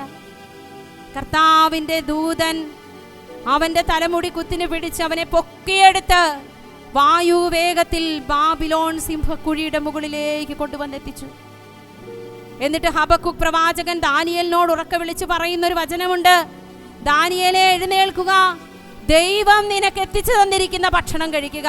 പ്രിയപ്പെട്ട ദൈവമകനെ, മകളെ, നിന്റെ ജീവിതത്തിൽ നീ പോലും അറിയാത്ത അനേകരെ കൊണ്ട് കർത്താവ് നിന്നെ തീറ്റിപ്പോറ്റും. നീ പോലും അറിയാത്ത അനേക വഴികളിലൂടെ ദൈവം നിനക്ക് കൃപകളും അനുഗ്രഹങ്ങളും തരും. ഒരു കാക്കയെ കൊണ്ട് പോലും നിന്നെ തീറ്റിപ്പോറ്റാൻ കഴിവുള്ള സർവശക്തൻ നിന്റെ കൂടെയുണ്ട്. നീ ആകുലപ്പെടേണ്ട. നിന്റെ അന്നത്തെ അപ്പത്തിന് വേണ്ടി നീ ചങ്കു പറിക്കേണ്ട. നിന്റെ അപ്പൻ നിനക്ക് വേണ്ടി എല്ലാം കരുതും. ദാനിയേൽ പറയുന്നുണ്ട്, ഈ സിംഹക്കുഴിയിൽ എനിക്ക് വേണ്ടി എൻ്റെ കാര്യം എനിക്ക് വിശക്കുന്നുണ്ട് എന്ന് മനസ്സിലാക്കിയ എൻ്റെ അപ്പൻ എനിക്ക് അപ്പം ഒരുക്കി തന്നതിനെ ഓർത്ത് നന്ദി പറഞ്ഞിട്ട് ദാനിയേൽ പറയുകയാണ്, എൻ്റെ ദൈവമേ അങ്ങെന്നെ ഓർമ്മിച്ചിരിക്കുന്നു. എൻ്റെ ദൈവമേ അങ്ങെന്നെ ഓർമ്മിച്ചിരിക്കുന്നു. അങ്ങയെ സ്നേഹിക്കുന്നവരെ അങ്ങ് ഒരിക്കലും ഉപേക്ഷിച്ചിട്ടില്ല. പ്രിയപ്പെട്ട ദൈവ പൈതലേ, നിന്നെ അവിടുന്ന് ഒരിക്കലും ഉപേക്ഷിച്ചിട്ടില്ല. നിന്റെ വിശപ്പ് അവനറിയാം, നിന്റെ ഭൗതിക പ്രശ്നങ്ങൾ അവനറിയാം, നിന്റെ സങ്കടങ്ങൾ അവനറിയാം. നീ അവൻ്റെ കാര്യത്തിൽ വ്യാപൃതയായാൽ മതി, ബാക്കിയെല്ലാം അവിടുന്ന് കൂട്ടിച്ചേർത്ത് നൽകും. നന്ദിയോടെ കർത്താവിൻ്റെ തിരുമുമ്പിലായിരിക്കാം. എൻ്റെ ദൈവമേ, ജീവനോടെ എൻ്റെ അരികിലിരിക്കുന്ന എൻ്റെ തമ്പുരാനെ, സർവശക്തനായ എൻ്റെ ദൈവമേ, ഒരപ്പനെ പോലെ എൻ്റെ ജീവിതത്തിലെ സകല കാര്യങ്ങളും മനോഹരമായി പ്ലാൻ ചെയ്ത് എന്നെ നടത്തുന്ന എൻ്റെ അപ്പ, വിശുദ്ധ ചാവറ പിതാവ് ദിവ്യകാരുണ്യനാഥനെ നോക്കി ചങ്കിലിടിച്ച് വിളിച്ച ഒരേ ഒരു വാക്കാണിത്, എൻ്റെ അപ്പ. അത് ആഴമേറിയ ബോധ്യത്തിൽ നിന്ന് വിളിച്ച വിളിയാണ്. എൻ്റെ അപ്പനാണ് എൻ്റെ അരികിലിരിക്കുന്നത്. ഇനി എനിക്ക് എന്തെങ്കിലും കുറവുണ്ടോ? ഒരപ്പൻ്റെ അടുത്തിരിക്കുന്ന ഒരു കൊച്ചു കുഞ്ഞിൻ്റെ സുരക്ഷിതത്വ ബോധം നിങ്ങളൊന്ന് ചിന്തിച്ച്, ഒന്നിനെ കുറിച്ചും ആകുലതയില്ലാതെ ആ മടിയിൽ സന്തോഷത്തോടെ വിശ്വാസത്തോടെ ഇരിക്കുന്നു. ഈ ഒരു ബോധ്യത്തോടെ എൻ്റെ അപ്പൻ്റെ, എൻ്റെ ഈശോയുടെ കരങ്ങളിൽ അരികിൽ നമുക്കിരിക്കാം. ഞാൻ ഒത്തിരി പാപിയും ബലഹീനയും കുറവുള്ളവളും ഒക്കെ ആണെങ്കിലും എനിക്ക് വേണ്ടി തിരുരക്തമൊഴുക്കി എൻ്റെ പാവങ്ങൾ പരിഹരിച്ച ഒരപ്പൻ എനിക്കുണ്ട്, ഒരു ദൈവം എനിക്കുണ്ട്. അവൻ്റെ തിരുരക്തം എൻ്റെ ശിരസ് മുതൽ പാദം വരെ ഒഴുകി ഇറങ്ങുമ്പോൾ എൻ്റെ സകല പാപങ്ങളും പരിഹരിക്കും എന്ന് ആഴമായി നമുക്ക് വിശ്വസിക്കാം. ആബേലിൻ്റെ രക്തത്തെക്കാൾ നീതിയുള്ള, ആബേലിൻ്റെ രക്തത്തെക്കാൾ ശക്തിയുള്ള, നിലവിളിക്കുന്ന ഒരു രക്തം, ഈശോയുടെ തിരുരക്തം. ഈ ദിവ്യകാരുണ്യനാഥന്റെ സന്നിധിയിൽ നിന്ന് നമ്മുടെ ഓരോരുത്തരുടെയും ശിരസിലേക്ക് ഒഴുകിയിറങ്ങുന്ന ഈശോയുടെ തിരുരക്തത്തിൻ്റെ വലിയ യോഗ്യത നമുക്ക് അനുഭവിക്കാം. ഈശോയെ, അങ്ങയുടെ തിരുരക്തത്താൽ എന്നെ കഴുകി വിശുദ്ധീകരിക്കണമേ. അങ്ങയുടെ തിരുരക്തത്തിൻ്റെ യോഗ്യത എൻ്റെ ജീവിതത്തിന് തരണമേ. സകല പാപങ്ങളിൽ നിന്നും വിശുദ്ധീകരിച്ച് എന്നെ ദൈവപുത്രിയാക്കി, ദൈവപുത്രനാക്കി മാറ്റണമേ എന്ന് പ്രാർത്ഥിക്കാം. ഈശോയെ, എൻ്റെ ഈ ജന്മം നിന്റെ പ്ലാനാണ്, പദ്ധതിയാണ്, നിന്റെ ദാനമാണ്. നിന്റെ ഇഷ്ടം പോലെ എൻ്റെ ജീവിതത്തിൽ നീ പ്രവർത്തിച്ചു കൊള്ളുക. ഇതാ കർത്താവിൻ്റെ ദാസി, ഇതാ കർത്താവിൻ്റെ ദാസൻ. നിന്റെ വാക്ക്, നിന്റെ വചനം എന്നിൽ നിറവേറട്ടെ. ഈ വലിയ സമർപ്പണത്തോടെ ഈ ദിവ്യകാരുണ്യ സന്നിധിയിലേക്ക് നമുക്ക് അണയാം.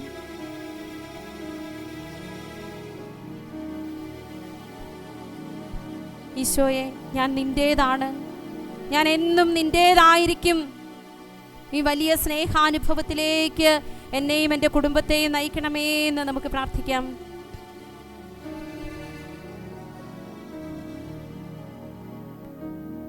രുചിയായി നാവിൽ അലിയുന്നു, അലിവായുള്ളിൽ നിറയുന്നു.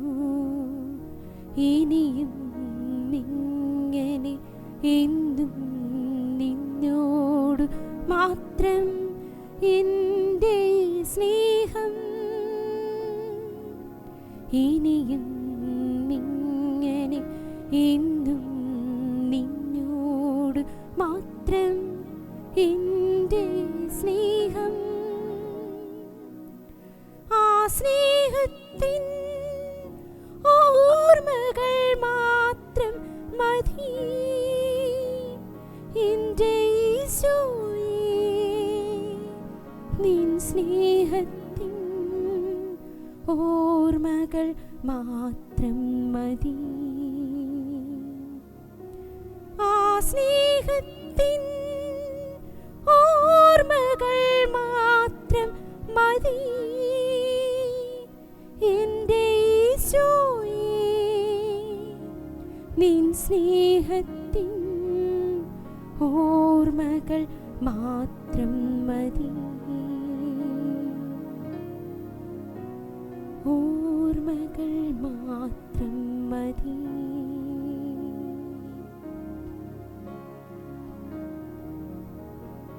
നമുക്ക് കരങ്ങളൊന്ന് ഉയർത്തിപ്പിടിച്ച് എൻ്റെ ദൈവം എനിക്ക് തന്ന സകലതിനെയും ഓർത്ത് നന്ദി പറഞ്ഞ് വലിയ ബോധ്യത്തോടെ നമുക്കിനി ഒന്ന് സ്തുതിക്കാം. ഇത്രയും നാളും നമ്മൾ സങ്കടങ്ങളും പ്രശ്നങ്ങളും ഒക്കെ ഓർത്താണ് കർത്താവിനെ സ്തുതിച്ചിരുന്നതെങ്കിൽ ഇന്ന് നമ്മൾ സ്തുതിക്കാൻ പോകുന്നത് തന്ന കൃപകളെ മാത്രം ഓർത്താണ്. ദൈവം തന്നത് മുഴുവൻ നന്മയാണ്. എൻ്റെ ജീവിതത്തിൽ അവിടുന്ന് തരാത്തതായിട്ടൊന്നുമില്ല. സകല കൃപകളും തന്ന് എന്നെ അനുഗ്രഹിച്ച എൻ്റെ കർത്താവിനെ രണ്ട് കരങ്ങളും ഉയർത്തി ഈശോയെ നന്ദി എന്ന് നമുക്ക് ഉറക്കെ ഒന്ന് സ്തുതിച്ച് നന്ദി പറയാം. Hallelujah, hallelujah, hallelujah, hallelujah. ഈശോയെ നന്ദി, ഈശോയെ സ്തുതി, തന്നതിനെല്ലാം ഓർത്ത് ഞാൻ അങ്ങേക്ക് നന്ദി പറയുന്നു. Hallelujah, hallelujah, hallelujah, hallelujah, hallelujah. ഈശോയെ ആരാധന, ഈശോയെ ആരാധന, ആരാധന, ആരാധന, ആരാധന, ആരാധന. ഈശോയെ hallelujah, hallelujah, hallelujah, hallelujah, hallelujah, hallelujah, hallelujah, hallelujah, hallelujah. ഇനിയും നടത്തണി തിരുഹിതം പോ, ഇത്രത്തോളം ജയം തന്ന ദൈവത്തിന് സ്തോത്രം, ഇതുവരെ കരുതിയ രക്ഷകന് സ്തോത്രം. ഇനിയും കൃപ തോന്നി കരുതിടണേ, ഇനിയും നടത്തണി തിരുഹിതം പോ. നിന്നതല്ല നാം ദൈവം നമ്മെ നിർത്തിയതാ, നേടിയതെല്ലാം ദൈവമെല്ലാം തന്നതല്ലേ. നടത്തിയ വഴികൾ ഓർത്തിടുമ്പോൾ നന്ദിയോടെ നാഥൻ സ്തുതി പാടിടാം. ഇത്രത്തോളം ജയം തന്ന ദൈവത്തിന് സ്തോത്രം, ഇതുവരെ കരുതിയ രക്ഷകന് സ്തോത്രം. ഇനിയും കൃപ തോന്നി കരുതിടണേ, ഇനിയും നടത്തണി തിരുഹിതം പോ.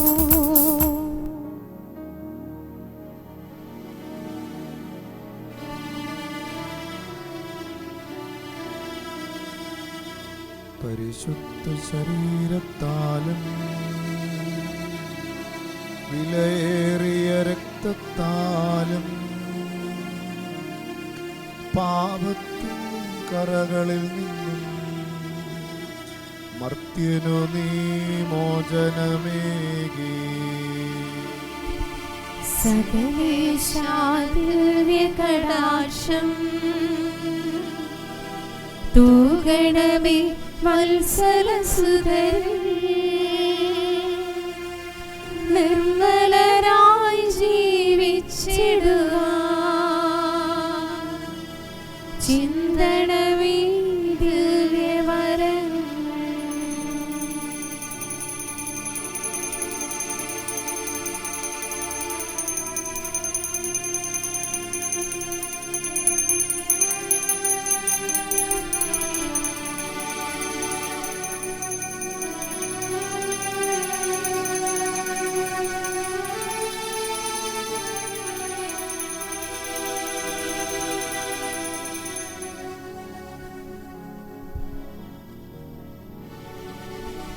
പരിശുദ്ധ പരമദിവ്യകാരുണ്യത്തിന് എന്നേരവും ആരാധനയും സ്തുതിയും പുകഴ്ചയും ഉണ്ടായിരിക്കട്ടെ. പരിശുദ്ധ പരമദിവ്യകാരുണ്യത്തിന് എന്നേരവും